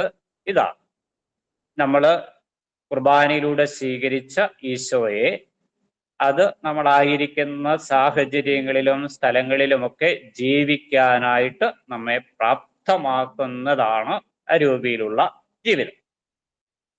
അതുകൊണ്ട് തന്നെയാണ് സഭയെ ഒരു അനുസ്യൂതമായിട്ടുള്ള റൂഹാഷണം എന്ന് വിളിക്കാറുണ്ട്. പരിശുദ്ധ കുർബാനയിലൂടെയും ഈശോ ദിവ്യരഹസ്യങ്ങളിലേക്ക് എഴുന്നള്ളി വരുമ്പോൾ മാമോദിസ സ്വീകരിച്ച ഓരോ വ്യക്തിയിലേക്കും പരിശുദ്ധാത്മാവ് എഴുന്നള്ളി വരുന്നുണ്ട്. അപ്പൊ സഭയിൽ അനുസ്യൂതമായിട്ടുള്ള തുടർച്ചയായിട്ടുള്ള ഒരു റൂഹാഷണം നടക്കുന്നുണ്ട്. ആ റൂഹാഷണം നമ്മൾ ജീവിക്കേണ്ടത് അനുദിന ജീവിത സാഹചര്യങ്ങളിലാണ്. അതുകൊണ്ട് നിരന്തരമായി ആത്മാവിനാൽ അഭിഷേകം ചെയ്യപ്പെടുന്ന പരിശുദ്ധ കുർബാനയുടെ സമൂഹമാണ് തിരുസഭ. നിരന്തരമായി ആത്മാഭിഷേകം ചെയ്യപ്പെടുന്ന പരിശുദ്ധ കുർബാനയുടെ സമൂഹമാണ് തിരുസഭ. ആ ബോധ്യം നമ്മുടെ മനസ്സിൽ നമ്മൾ നന്നായിട്ട് ഉറപ്പിക്കണം. അരൂപിയിലുള്ള വളർച്ച, പരിശുദ്ധാത്മാവിന്റെ ദാനങ്ങളിലും വരങ്ങളിലുമൊക്കെ ഉള്ള വളർച്ച പരിശുദ്ധ കുർബാനയുടെ സമൂഹമായിട്ട് നമ്മെ രൂപപ്പെടുത്തുന്നതിന് ഏറ്റവും അനിവാര്യമായിട്ടുള്ള കാര്യമാണ്. ഇനി സഭാത്മക ജീവിതം നമ്മളെ സംബന്ധിച്ചിടത്തോളം സഭ ആരാധിക്കുന്ന സമൂഹമാണ് എന്ന് നമുക്കറിയാം. ദൈവത്തെ മഹത്വപ്പെടുത്താൻ വേണ്ടിയിട്ടാണ് നമ്മൾ കൗദാശിക ജീവിതം നയിക്കുന്നത്. പരിശുദ്ധ കുർബാനയുടെ അർപ്പണത്തിൻ്റെയൊക്കെ ഒരു വലിയ അർത്ഥതലം എന്ന് പറയുന്നത് ദൈവത്തെ മഹത്വപ്പെടുത്തുക, ദൈവത്തെ ആരാധിക്കുക എന്നുള്ളതാണ്. അപ്പോൾ സഭ ബലിയർപ്പിക്കുന്ന സമൂഹമാണ്, ദൈവത്തെ മഹത്വപ്പെടുത്തുന്ന സമൂഹമാണ്, ദൈവത്തെ ആരാധിക്കുന്ന സമൂഹമാണ്. അങ്ങനെ ആരാധിക്കുന്ന, ദൈവത്തെ മഹത്വപ്പെടുത്തുന്ന, ദൈവത്തിന് ബലിയർപ്പിക്കപ്പെടുന്ന സമൂഹമായതുകൊണ്ടാണ് സഭ രക്ഷയുടെ സാന്നിധ്യമായിട്ട് ഈ ലോകത്തിൽ നിലനിൽക്കുന്നത്. സഭ രക്ഷയുടെ അടയാളമായിട്ട് മാറുന്നത് ഈശോ ചെയ്ത രക്ഷാകര പ്രവൃത്തികൾ തുടരുന്നത് വഴിയാണ്. ആ രക്ഷാകര ദൗത്യം എന്ന് പറയുന്നത് അനുദിന ജീവിതത്തിൽ ഓരോ വ്യക്തിയും നിർവഹിക്കേണ്ട കാര്യം കൂടിയാണ്. രക്ഷാകര ദൗത്യം അതിൻ്റെ പ്രേക്ഷിത ദൗത്യത്തെക്കുറിച്ച് വരും, അന്നേരം ഞാൻ ഒന്നുകൂടെ സൂചിപ്പിക്കാം. എങ്കിലാലും ഈ രക്ഷാകര ദൗത്യം എന്ന് പറയുന്നത് സഭയ്ക്ക് മുഴുവനായിട്ട് നൽകപ്പെട്ടിട്ടുണ്ട്. പക്ഷേ മാമോദിസ സ്വീകരിച്ച ഓരോ വ്യക്തിക്കും വ്യക്തിപരമായിട്ട് നൽകപ്പെട്ടിട്ടുണ്ട്. അപ്പൊ നമ്മുടെ ജീവിത സാഹചര്യങ്ങളിൽ നമ്മൾ ഏറ്റെടുക്കുന്ന സഹനങ്ങളിലൂടെയും നമ്മുടെ സമർപ്പണത്തിലൂടെയും നമ്മുടെ ആത്മാഭിഷേകം നിറഞ്ഞ ജീവിതത്തിലൂടെയും ഒക്കെ ഈ രക്ഷാകര ദൗത്യമാണ് നമ്മൾ തുടർന്നു കൊണ്ടുപോകുന്നത്. അതിന്റെ തുടർച്ചയ്ക്ക് വേണ്ടിയിട്ടാണ്, അല്ലെങ്കിൽ ആ വിശ്വാസ രഹസ്യത്തിന്റെ തുടർച്ചയ്ക്ക് വേണ്ടിയിട്ടാണ് ഈശോ എന്നെ തെരഞ്ഞെടുത്ത് മഹത്വപ്പെടുത്തി എന്നെ നീതീകരിച്ച് ഈ വലിയ ദാനം എനിക്ക് വേണ്ടിയിട്ട് നൽകപ്പെടുത്തി. അതുകൊണ്ട് തന്നെ ഈ വിശുദ്ധ കുർബാന അർപ്പണത്തിലൂടെ നമ്മിലൂടെയാണ് സഭ രൂപപ്പെടുന്നത് എങ്കിൽ, നമ്മിലൂടെയാണ് ഇന്ന് രക്ഷയുടെ അടയാളമായ പരിശുദ്ധ കുർബാന രക്ഷ സാധ്യമാകുന്നത് എങ്കിൽ, നമ്മുടെ കുദാശാനുസൃത ജീവിതത്തിലൂടെ അത് തുടരാനായിട്ട് നമ്മുടെ ബാധ്യസ്ഥരാണ്. നമ്മുടെ പരിശുദ്ധ കുർബാന സ്വീകരണത്തിലൂടെ അത് തുടരാനായിട്ട് നമ്മുടെ ബാധ്യസ്ഥരാണ്. നമ്മുടെ വിശുദ്ധിയോടുകൂടിയുള്ള ജീവിതത്തിലൂടെ അത് തുടരാനായിട്ട് നമ്മൾ ബാധ്യസ്ഥരാണ്. അതുപോലെ തന്നെ നമ്മുടെ അനുസരണ ജീവിതത്തിലൂടെ അത് തുടരാനായിട്ട് നമുക്ക് ബാധ്യസ്ഥരാണ്. അതുകൊണ്ട് തന്നെ ഈ ഒരു കാര്യം നമ്മൾ ചെയ്യേണ്ടത് സ്നേഹത്തോടു കൂടി വേണം ചെയ്യാനായി. ദൈവം ഏറ്റവും വലിയ സമ്മാനം നമുക്ക് തരാനായിട്ട് തിരഞ്ഞെടുത്ത വ്യക്തി ഞാനാണ്. അതുകൊണ്ട് തിരിച്ച് ആ സ്നേഹത്തോടു കൂടി അത് ചെയ്യണം. അതുപോലെ തന്നെ കാരുണ്യത്തോടു കൂടി അത് ചെയ്യണം. പരിശുദ്ധ കുർബാനയെ നമ്മൾ വിളിക്കുന്നത് ദിവ്യ കാരുണ്യം എന്നാണ്. അതുകൊണ്ട് തന്നെ ആ ദിവ്യ കാരുണ്യമാണ് നമ്മൾ ട്രാൻസ്മിറ്റ് ചെയ്യേണ്ടതും. അപ്പൊ എൻ്റെ വാക്കുകളിലൂടെയും പ്രവർത്തികളിലൂടെയും ഒക്കെ ട്രാൻസ്മിറ്റ് ചെയ്യപ്പെടേണ്ടത് ദിവ്യ കാരുണ്യമാണ്. ഈശോയുടെ കാരുണ്യത്തിന്റെ രക്ഷയുടെ തലമാണ്. അതുപോലെ തന്നെ ഭയഭക്തി ആദരവോടുകൂടി അത് ചെയ്യണം. കാരണം വിശുദ്ധ കുർബാനയിൽ പങ്കെടുക്കേണ്ടതും വിശുദ്ധ കുർബാനയുടെ ചൈതന്യം ജീവിക്കേണ്ടതും ഭയഭക്തിയാദരവോടുകൂടിയാണ്. ആ ഒരു ചൈതന്യം നമുക്ക് വേണം. കാരണം പലപ്പോഴും ഇന്ന് പരിശുദ്ധ കുർബാനയിൽ അനുദിനം പങ്കെടുക്കുന്നത് കൊണ്ട് ആ രഹസ്യത്തിന്റെ മഹത്വം നമുക്ക് മനസ്സിലാകാതെ പോകുന്നുണ്ട്. അതുകൊണ്ട് തന്നെ എങ്ങനെയൊക്കെ ഒരു അർപ്പണമായിട്ട് അത് അവശേഷിച്ച് പലപ്പോഴും നമ്മൾ മഹത്വപ്പെടുത്തുന്നതിന് പകരം അവഹേളിക്കുന്നവരായിട്ട് മാറുന്നു. അതുകൊണ്ട് ഭയഭക്തി ആദരവോടുകൂടി അത് ചെയ്യാനായിട്ട് നമുക്ക് സാധ്യമാണ്. അതുകൊണ്ട് വിശ്വാസത്തോടു കൂടി ചെയ്യണം, അരൂപിയില് ചെയ്യണം, വചനത്തില് കേന്ദ്രീകൃതമായിട്ട് ചെയ്യണം. ആ ഒരു ബോധ്യം മനസ്സിൽ വളർത്തിയെടുക്കാനായിട്ട് നമുക്ക് പരിശ്രമിക്കാം. അതുപോലെ തന്നെ നമ്മൾ കാണേണ്ട വളരെ പ്രധാനപ്പെട്ട ഒരു കാര്യമാണ്, പരിശുദ്ധ സഭ എന്ന് പറയുന്നത് പരിശുദ്ധ കുർബാനയുടെ സമൂഹമാണ്. അപ്പോൾ ആ ഒരു കുർബാനയുടെ സമൂഹമാണ് നമ്മളെന്നുള്ള ബോധ്യം അത് നമ്മളിൽ നഷ്ടപ്പെട്ടു പോകുന്ന ഒരു ചൈതന്യമാണ്. മറ്റു കൂട്ടായ്മകൾ പോലെ അല്ല സഭയുടെ കൂട്ടായ്മ എന്ന് പറയുന്നത്. മറ്റ് അസോസിയേഷൻസ്, നമ്മൾ രാഷ്ട്രീയ പാർട്ടികളിൽ നമ്മൾ അംഗമാണ്, അല്ലെങ്കിൽ ഏതെങ്കിലുമൊക്കെ അസോസിയേഷൻസിൽ നമ്മൾ അംഗമാണ്, ക്ലബ്ബുകളിൽ നമ്മൾ അംഗമാണ്. പക്ഷെ അതിൽ നിന്നൊക്കെ വ്യത്യസ്തമാണ് സഭ എന്ന് പറയുന്നതും. കാരണം അത് പരിശുദ്ധ കുർബാനയുടെ സമൂഹമാണ്. കാരണം ഈശോയുടെ രണ്ടാമത്തെ ആഗമനം വരെ അവിടുത്തെ കൽപ്പന അനുസരിച്ച് ആ ബലി അർപ്പിക്കുന്നതിലൂടെ ഈശോയുടെ രക്ഷാകര ദൗത്യങ്ങള് നമ്മിലൂടെയാണ് തുടരുന്നത്. പരിശുദ്ധ കുർബാനയുടെ ഫലമാണ് തിരുസഭ എങ്കില് പരിശുദ്ധ കുർബാനയിൽ രൂപപ്പെടുന്ന സഭ സ്നേഹവും ഐക്യവും സാഹോദര്യവും ഉള്ള ദിവ്യകാരുണ്യ സമൂഹമാണ്. അതുകൊണ്ടാണ് ആദിമസഭയെ പലപ്പോഴും അവതരിപ്പിക്കാനായിട്ട് ഉപയോഗിച്ചിരിക്കുന്ന വാക്കായിട്ട് ഞാൻ സൂചിപ്പിച്ചതാണ് കൂട്ടായ്മ, ഒന്നുചേരല്, സ്നേഹവും ഐക്യവും ഒക്കെയുള്ള ഒരു സമൂഹമായിട്ട് രൂപാന്തരപ്പെടും. ഇനി സഭയുടെ പ്രേക്ഷിത ദൗത്യം എന്താണ്? പരിശുദ്ധ കുർബാനയാണ്, അല്ലെങ്കിൽ പരിശുദ്ധ കുർബാനയാണ് മിശിഹ സഭയെ ഏൽപ്പിച്ച ഏറ്റവും വലിയ രഹസ്യം എന്ന് നമ്മൾ കണ്ടു. അതുകൊണ്ട് തന്നെ ഈ രഹസ്യത്തിൻ്റെ ട്രാൻസ്മിഷൻ അല്ലെങ്കിൽ അതിൻ്റെ പങ്കുവെക്കലാണ് സഭയുടെ പ്രേക്ഷിത ദൗത്യം എന്ന് പറയുന്നത്. സഭ പങ്കുവെക്കേണ്ടത് അല്ലെങ്കിൽ സഭ പങ്കുചേരേണ്ടത് ഈ ഒരു പ്രേക്ഷിത ദൗത്യത്തിലാണ്. നമുക്കറിയാം, ഈശോ തൻ്റെ രണ്ടാമത്തെ ആഗമനം വരെ തുടരാനായിട്ട് നമ്മളോട് ആവശ്യപ്പെട്ട കാര്യം, നിങ്ങൾ ഇത് എൻ്റെ ഓർമ്മയ്ക്കായി ചെയ്യുവിൻ എന്ന് പറഞ്ഞുകൊണ്ട് തുടരാനായിട്ട് നമ്മളോട് ആവശ്യപ്പെട്ട കാര്യം പരിശുദ്ധ കുർബാനയാണ്. ഒന്ന്. രണ്ടാമതായിട്ട് ലോകം മുഴുവൻ പോയി പ്രഘോഷിക്കാനായിട്ടാണ്, സുവിശേഷം പ്രഘോഷിക്കാനായിട്ട്. അപ്പൊ ഈ രണ്ട് കമാൻഡ്മെന്റ്സും, എൻ്റെ ഓർമ്മയ്ക്കായിട്ട് നിങ്ങൾ ഇത് ചെയ്യുവിൻ, നിങ്ങൾ ലോകമെങ്ങും സുവിശേഷം പ്രഘോഷിച്ച് ഞാൻ പഠിപ്പിച്ച കാര്യങ്ങളൊക്കെ പഠിപ്പിക്കുകയും അവരെ മാമോദിസാവിന്റെയും പുത്രന്റെയും പരിശുദ്ധാത്മാവിന്റെയും നാമത്തിൽ മാമോദിസ മുക്കുകയും ചെയ്യും. ഈ രണ്ട് കാര്യങ്ങളും വളരെ പ്രധാനപ്പെട്ട കാര്യമാണ്. ഒന്നാമതായിട്ട് പരിശുദ്ധ കുർബാന, അത് നമ്മളെ സംബന്ധിച്ചിടത്തോളം ഒരു പ്രേക്ഷിത ദൗത്യമാണ്. ആ പ്രേക്ഷിത ദൗത്യം നമ്മൾ എങ്ങനെയാണ് ജീവിക്കേണ്ടത്? പരിശുദ്ധ കുർബാനയിൽ ഭാഗമാക്കാകുന്ന നാം ഓരോരുത്തരും ഈശോ പരമേൽപ്പിച്ച ആ ദൗത്യം ജീവന്റെ അപ്പം ഭക്ഷിച്ച് ഈശോയുടെ ശരീരത്തിലെ സമ്പൂർണ്ണ അംഗങ്ങളായി രൂപാന്തരപ്പെടുമ്പോൾ ഈ പ്രേക്ഷിത ദൗത്യം നമ്മിൽ നിറവേറും. അതോടൊപ്പം തന്നെ നമ്മിൽ നിറവേറുന്ന ഈ പ്രേക്ഷിത ദൗത്യം മറ്റുള്ളവരിലേക്ക് ട്രാൻസ്മിറ്റ് ചെയ്യാനായിട്ട് നമ്മൾ ബാധ്യസ്ഥരാണ്. അതുകൊണ്ട് തന്നെ പരിശുദ്ധ കുർബാന നമ്മളെ സംബന്ധിച്ചിടത്തോളം ഒരു പ്രേക്ഷിത ജീവിത ശൈലിയിലേക്കുള്ള ഒരു ക്ഷണം കൂടിയാണ്. പരിശുദ്ധ കുർബാന സ്വീകരിച്ച ഏതൊരു വ്യക്തിയും ആ കുർബാനയെ പ്രഘോഷിക്കാനും കൂടി വിളിക്കപ്പെട്ടയാളാണ്. അത് സഭയുടെ അല്ലെങ്കിൽ മിനിസ്റ്റീരിയൽ തലത്തിലുള്ള അല്ലെങ്കിൽ ഹൈറാർക്കിക്കൽ തലത്തിലുള്ള ഒരു ദൗത്യം മാത്രമല്ല പ്രേക്ഷിത പ്രവർത്തനം എന്ന് പറയുന്നത്. മാമോദിസ സ്വീകരിച്ച് പരിശുദ്ധ കുർബാന അർപ്പണത്തിൽ പങ്കുചേരുന്ന ഏതൊരു വ്യക്തിയും ആ പ്രേക്ഷിത ദൗത്യത്തിൽ പങ്കുചേരേണ്ടവരാണ്. അതുകൊണ്ട് തന്നെ സഭയിലെ സുവിശേഷ പ്രഘോഷണത്തിന്റെ ഉറവിടം എന്ന് പറയുന്നത് പരിശുദ്ധ കുർബാനയാണ്.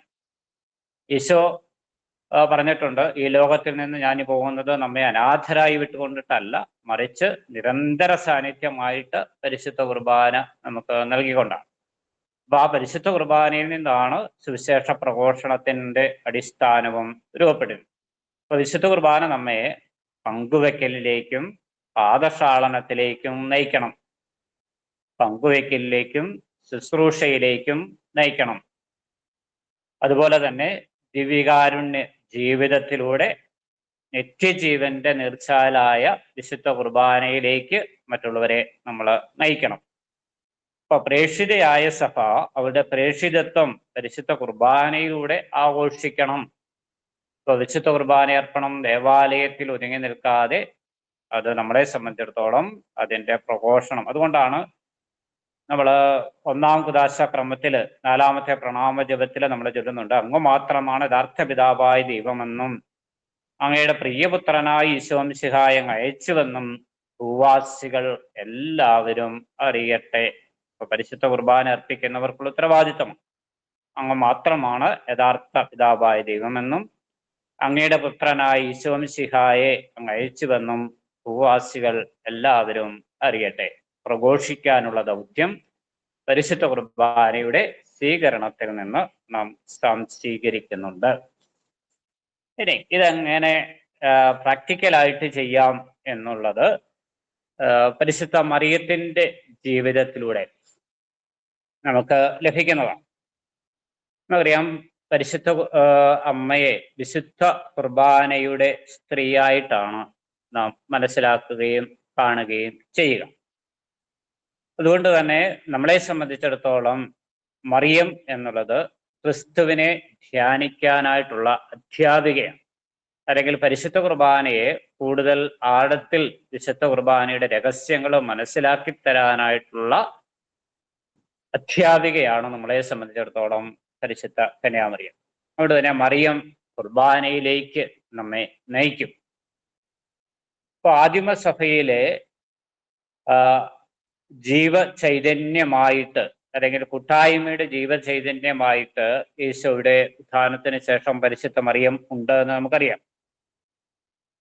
അത് കാരണം മനുഷ്യാവതാരത്തിന് മുമ്പ് തന്നെ പരിശുദ്ധ കുർബാനയുടെ ആധ്യാത്മികത എന്താണ്, തൻ്റെ ഉദരത്തിൽ വരുന്നവൻ ആരാണ് എന്ന് പരിശുദ്ധ മറിയം തിരിച്ചറിഞ്ഞതാണ്.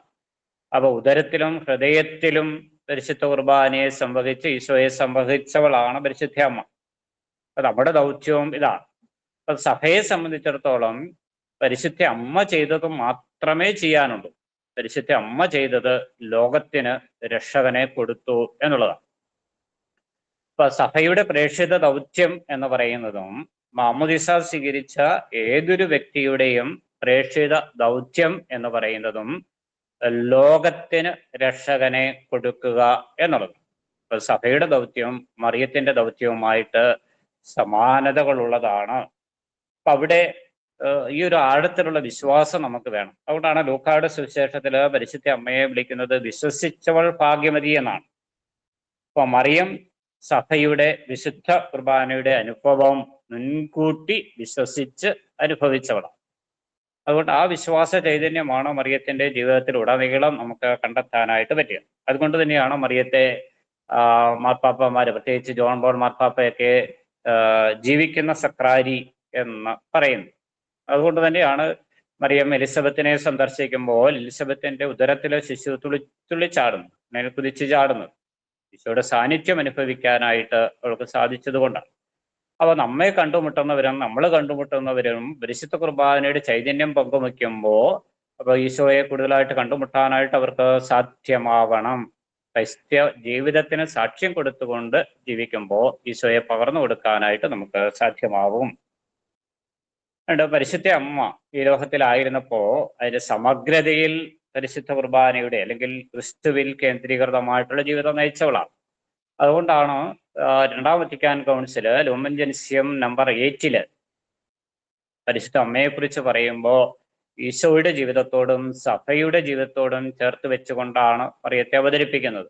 അപ്പൊ മറിയം നമ്മളെ സംബന്ധിച്ചിടത്തോളം പരിശുദ്ധ കുർബാനയെ കൂടുതലായിട്ട് മനസ്സിലാക്കാൻ, പരിശുദ്ധ കുർബാനയിൽ നിന്നും ലഭിക്കുന്ന ചൈതന്യം അതിൻ്റെ സമഗ്രതയിൽ ജീവിക്കാനായിട്ട് നമ്മെ പ്രേരിപ്പിക്കുന്ന വ്യക്തിത്വമാണ്.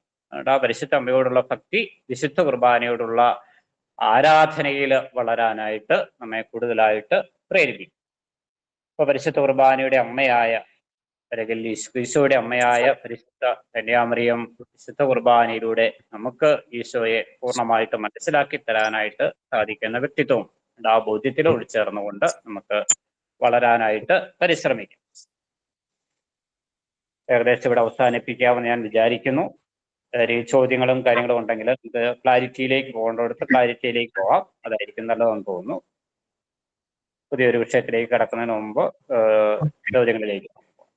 താങ്ക് യു അച്ഛാ, താങ്ക് യു വെരി മച്ച്. വളരെ ലളിതമായ ഭാഷയിൽ എന്നാൽ വളരെ വ്യക്തമായ രീതിയിൽ സഭയും പരിശുദ്ധ കുർബാനയും തമ്മിലുള്ള ബന്ധത്തെക്കുറിച്ച് ഈ കഴിഞ്ഞ ഏകദേശം 1.5 മണിക്കൂറായി വളരെ എല്ലാവരുടെയും പേരിൽ നന്ദി പറയുന്നു. ഇത് നമുക്ക് പാർട്ടിസിപ്പൻസിന് ചോദ്യം ചോദിക്കാനുള്ള സമയമുണ്ട്.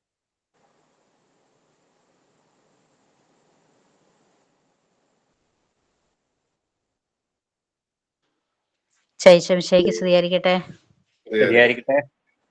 അച്ഛൻ്റെ ക്ലാസ് ഈ ഇത്ര സമയം കൊണ്ട് 1 വർഷം കൂടിയ പോലെ ആയിരുന്നു.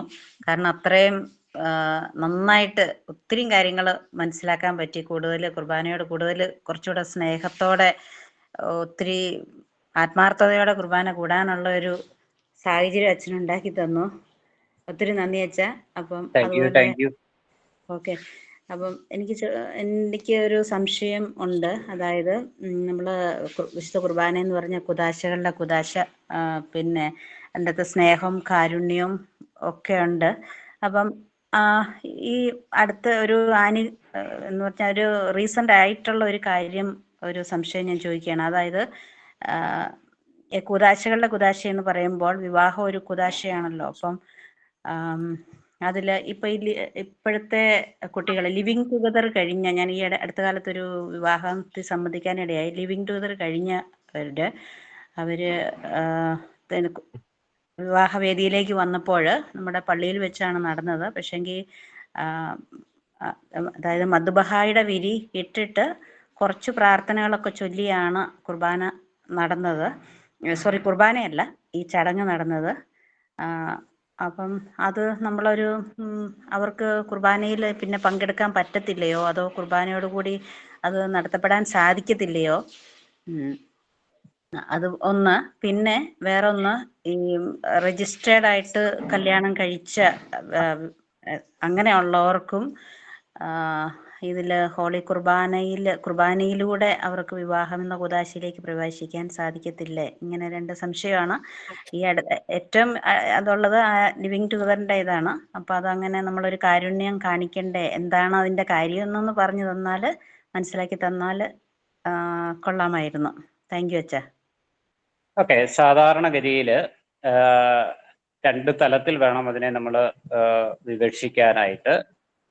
കുറവുകളും പോരായ്മകളും ഒക്കെ ഇങ്ങനെയുള്ള കാര്യങ്ങളിൽ വരുമ്പോൾ സഭയുടെ കാനൂനികമായിട്ടുള്ള പ്രൊസീജിയേഴ്സ് ഉണ്ട്. നേരത്തെ രജിസ്റ്റർ മാരേജ് ചെയ്തു, അല്ലെങ്കിൽ നേരത്തെ ഒരുമിച്ച് താമസിച്ചു, ഇങ്ങനെയുള്ള കേസുകൾ വരുമ്പോൾ സ്വാഭാവികമായിട്ടും വികാരിയച്ഛൻ്റെ അടുക്കൽ പോയി അത് സംസാരിച്ച് അരമന പത്രത്തില് രൂപതാധ്യക്ഷന് അപേക്ഷ സമർപ്പിച്ച് രൂപതാധ്യക്ഷൻ നൽകുന്ന പ്രായശ്ചിത്തം പൂർത്തിയാക്കി കുദാശ സ്വീകരിക്കുക എന്നുള്ളതാണ്. അവിടെ കുദാശകൾക്ക് ആഘോഷമാണോ വേണ്ടയോ എന്നുള്ളതും രൂപതാധ്യക്ഷൻ ചിലപ്പോൾ നിഷ്കർഷിക്കാറുണ്ട്. അത് പ്രൈവറ്റ് ആയിട്ട് നടത്തണോ പബ്ലിക്കായിട്ട് നടത്തണോ എന്നുള്ളതൊക്കെ രൂപതാധ്യക്ഷൻ നിഷ്കർഷിക്കുന്നതനുസരിച്ചിട്ടാണ് അത് ചെയ്യുക. ഏത് രീതിയിലാണെങ്കിലും വിശുദ്ധ കുർബാനയുടെ സ്വീകരണവും വിശുദ്ധ കുർബാനയുടെ അർപ്പണവും ഒരു കുദാശയുടെ പൂർത്തീകരണത്തിന് അനിവാര്യമാണെന്നുള്ളതാണ് സഭയുടെ നിലപാട്. അതുകൊണ്ട് തന്നെ കുർബാന ഇല്ലാതെ ഒരുപക്ഷെ വിവാഹം എന്ന കുദാശ തന്നെയും നടത്താറുണ്ട് എന്ന് നമുക്കറിയാം. അതിൻ്റെ ആഘോഷത്തിൻ്റെ തലത്തിലാണ്. അത് ആഘോഷത്തിന്റെ തലത്തിലുള്ള കുറവ് ഈ പറയുന്ന കാനോനിക്കലായിട്ടുള്ള പ്രൊസീജിയറിന്റെ ഭാഗമായിട്ട് അതൊരു കാനോനിസ്റ്റിനാണ് അത് കൂടുതലായിട്ട് ഭംഗിയായിട്ട് പറയാനായിട്ട് പറ്റുക. എന്നിരുന്നാലും എൻ്റെ കാഴ്ചപ്പാടിൽ വിശുദ്ധ കുർബാന അർപ്പണം അത് കുദാശയ്ക്ക് ഏറ്റവും അനിവാര്യമാണ്. നമ്മുടെ എല്ലാ കുദാശകളും തന്നെ വിശുദ്ധ കുർബാനയോട് ചേർത്താണ് നമ്മൾ അർപ്പിക്കപ്പെടുന്നത്. ഇപ്പോൾ മോദിസ ആണെങ്കിലും സ്റ്റൈലേഖനമാണെങ്കിലും ആഘോഷമായിട്ടുള്ള കുർബാന സ്വീകരണമാണെങ്കിലും അതുപോലെ തന്നെ തിരുപ്പട്ടമാണെങ്കിലും വിവാഹമാണെങ്കിലും ഒക്കെ വിശുദ്ധ കുർബാനയിൽ കേന്ദ്രീകൃതമാണ്. ആ ഒരു ചൈതന്യത്തിലാണ് വിശുദ്ധ കുർബാന കുദാശയുടെ കുദാശ എന്ന് പറയുന്നത്. രണ്ടാമത്തെ തലമാണ് ഞാൻ പറഞ്ഞത്. അത് ഓരോ വ്യക്തിയുടെയും കേസുകൾ ഡിഫറൻ്റ് ആയിരിക്കും. അപ്പൊ ആ കേസുകൾ ഡിഫറൻ്റ് ആയതുകൊണ്ട് തന്നെ ഇപ്പൊ ചിലപ്പോ പബ്ലിക് ആയിട്ടുള്ള ഒരു ആഘോഷത്തിലേക്ക് പോകേണ്ടതില്ലായിരിക്കാം ചില കേസുകളിൽ. അതിന്റെ ഡിസ്ക്രിപ്ഷൻ വികാരിച്ചനും അതുപോലെ തന്നെ രൂപതാധ്യക്ഷനുമാണ് നിഷ്കർഷിക്കുന്നത്. അത് അനുസരണത്തിൽ വിധേയത്വത്തോടുകൂടി അവിടെയും നമ്മൾ അതിനെ സമീപിക്കേണ്ടതാണ് എന്നുള്ളതാണ് എൻ്റെ ഒരു എളിയ ചിന്ത. ചേർക്കാനുണ്ടെങ്കിൽ അത് കൂട്ടിച്ചേർത്താൽ നന്നായിരിക്കും. ടെസ്സി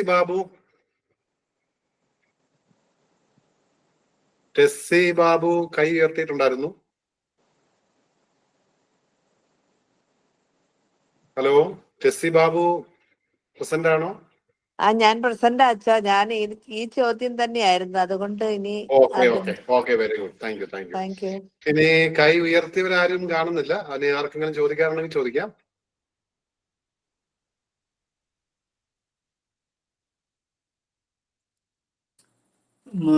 അച്ഛാ,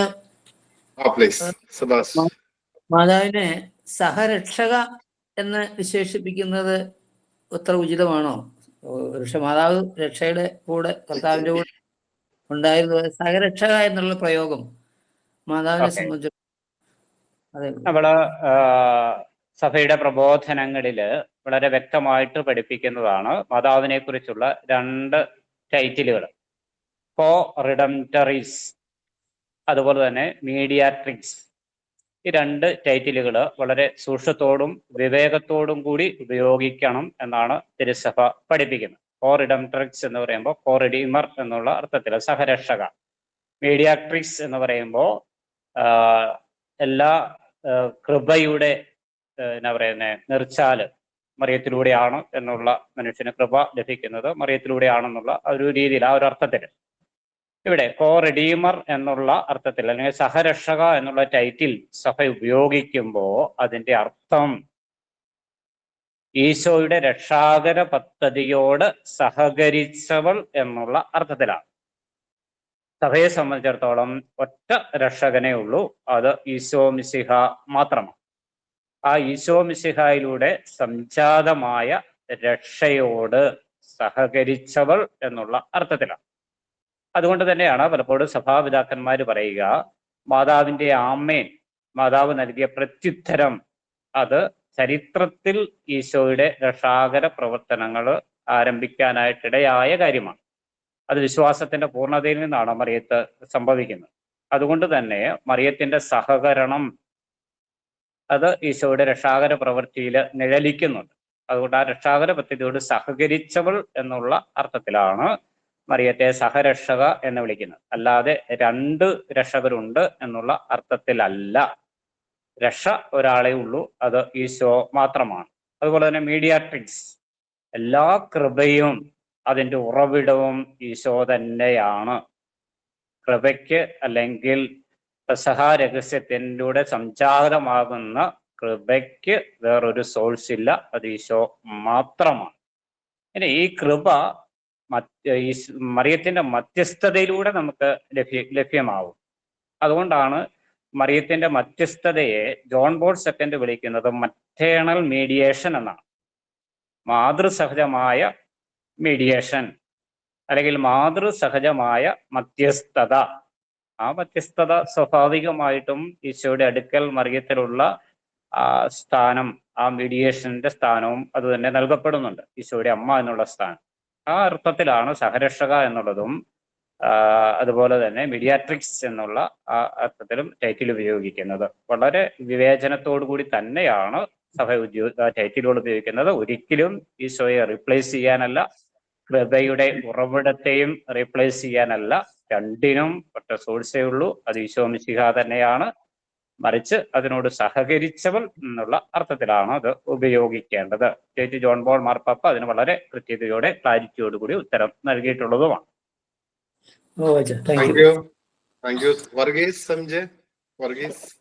അച്ഛൻ ക്ലാസ്സിൽ വെച്ച് പറയുകയും നോട്ടിലുണ്ട് താനും, എങ്കിലും ഒന്നുകൂടെ ഒന്ന് വിശദീകരിക്കാമോ? പരിശുദ്ധ കുർബാന എങ്ങനെയാണ് സഭയെ നിർമ്മിക്കുന്നത് ഒന്നുകൂടെ ഒന്ന് വിശദമാക്കാമോ? പരിശുദ്ധ കുർബാന സഭയെ നിർമ്മിക്കുന്നത്, ഞാൻ 2 കാര്യങ്ങൾ പറഞ്ഞു. ഒന്ന് വചനത്തിലൂടെയാണ്. തേർഡ് ഓഫ് ഓൾ, പരിശുദ്ധ കുർബാനയിലാണ് വചനം പ്രഘോഷിക്കപ്പെടുന്നത്. പ്രഘോഷിക്കപ്പെടുന്ന വചനമാണ് ഒരു വ്യക്തിയില് വിശ്വാസം രൂപീകരിക്കുന്നത്, ഒരു കൂട്ടായ്മയില് വിശ്വാസം രൂപീകരിക്കപ്പെടും. അപ്പൊ വിശ്വാസത്തെ രൂപീകരിക്കുന്നതും വിശ്വാസത്തെ വളർത്തുന്നതിനും വചനത്തിന്റെ പ്രഘോഷണത്തിൽ കൂടിയാണ്. അപ്പൊ ആ വചന പ്രഘോഷണത്തിലൂടെ വിശ്വാസം സ്വീകരിച്ച് അവിശ്വാസത്തിൽ ആഴപ്പെടുന്ന ഒരു വ്യക്തിയാണ് വിശുദ്ധ കുർബാന അർപ്പണത്തിലൂടെ ഈശോയെ മഹത്വപ്പെടുത്തുന്നത്. അപ്പോ സഭയിലേക്ക് ഒരാൾ വരുന്നത്, മാമോദിസ സ്വീകരിച്ച് അംഗമായിട്ട് വരുന്നത് ഈ വിശ്വാസത്തിന്റെ ഉറവിടമായ വചനത്തിലൂടെയും പരിശുദ്ധ കുർബാനയിലൂടെയുമാണ്. അതുകൊണ്ട് തന്നെ പരിശുദ്ധ കുർബാനയും വചനവും അഭേദ്യമായിട്ട് ബന്ധപ്പെട്ടാണ് നിൽക്കുന്നത്. പരിശുദ്ധ കുർബാന എന്ന് പറയുന്നത് സ്വാഭാവികമായിട്ട് ഞാൻ പറഞ്ഞു, അതിനകത്ത് 2 രീതിയിലുള്ള കൂട്ടായ്മയും രൂപപ്പെടുന്നുണ്ട്. വ്യക്തിപരമായിട്ടൊരു കൂട്ടായ്മയുമുണ്ട്, അതുപോലെ തന്നെ കുർബാന സ്വീകരിക്കുന്ന വ്യക്തികൾ തമ്മിലുള്ള ഒരു കൂട്ടായ്മയുണ്ട്, കളക്റ്റീവ് ഇതുമുണ്ട്. അപ്പൊ സഭയുടെ അടിസ്ഥാനവും ഇത് തന്നെയാണ്, ഈശോയുമായിട്ടുള്ള പേഴ്സണൽ റിലേഷൻഷിപ്പും. അതുപോലെ തന്നെ ഇപ്പോൾ നമുക്കറിയാം, ഇപ്പോൾ ഒരു കുടുംബത്തില് 5 മക്കളുണ്ടെങ്കിൽ ആ 5 മക്കളും പേഴ്സണൽ ആയിട്ട് അപ്പനോടും അമ്മയോടും ബന്ധപ്പെട്ടാണ് നിൽക്കുന്നത്. അതുപോലെ തന്നെ ആ 5 മക്കളും ഒരു കൂട്ടായ്മയായിട്ടും അപ്പനോടും അമ്മയോടും ബന്ധപ്പെട്ടാണ് നിൽക്കുന്നത്. ആ കുടുംബത്തെ കുടുംബമാക്കി മാറ്റുന്നത് ഈ കൂട്ടായ്മയാണ്. ഇത് തന്നെയാണ് സഭയിലും. പരിശുദ്ധ കുർബാന സഭയെ സ്ഥാപിക്കുന്നു എന്ന് പറയുമ്പോൾ ഈ വചനത്തിലൂടെയും പരിശുദ്ധ കുർബാന അർപ്പണത്തിലൂടെയും ഈ പേഴ്സണൽ റിലേഷൻഷിപ്പും കമ്മ്യൂണിയണൽ റിലേഷൻഷിപ്പുമാണ് എസ്റ്റാബ്ലിഷ് ചെയ്യപ്പെടുന്നത്. അപ്പൊ ആ കൂട്ടായ്മയിലൂടെയാണ് സഭ ഒരു സമൂഹമായിട്ട് രൂപാന്തരപ്പെട്ട് വരുന്നത്. അതുകൊണ്ടാണ് നമ്മൾ സാധാരണഗതിയിൽ ദൈവശാസ്ത്രജ്ഞന്മാർ പറയുന്നുണ്ട്, I cannot say I am the church. ഞാനാണ് സഭ എന്ന് എനിക്ക് ഒരിക്കലും പറയാനായിട്ട് പറ്റില്ല. Church is always we. നമ്മളാണ് സഭ. ഒന്നിൽ കൂടുതൽ പേരുണ്ടെങ്കിലേ സഭയാവുകയുള്ളൂ. അപ്പൊ ആ ഒന്നിൽ കൂടുതൽ പേര് വരുന്നത് ഈ പേഴ്സണൽ റിലേഷൻഷിപ്പിൽ നിന്ന് കളക്റ്റീവ് റിലേഷൻഷിപ്പിലേക്ക് നമ്മൾ രൂപാന്തരപ്പെടുമ്പോൾ അത് സംഭവിക്കുന്നത് വചനത്തിന്റെ ശ്രവണത്തിലൂടെയും പരിശുദ്ധ കുർബാന അർപ്പണത്തിലൂടെയുമാണ്. അപ്പൊ വിശ്വാസം പക്വത പ്രാപിക്കുന്നത് വചനത്തിലൂടെയും കുർബാന അർപ്പണത്തിലൂടെയുമാണ്. അതാണ് സഭയാക്കി രൂപാന്തരപ്പെടുന്നത്.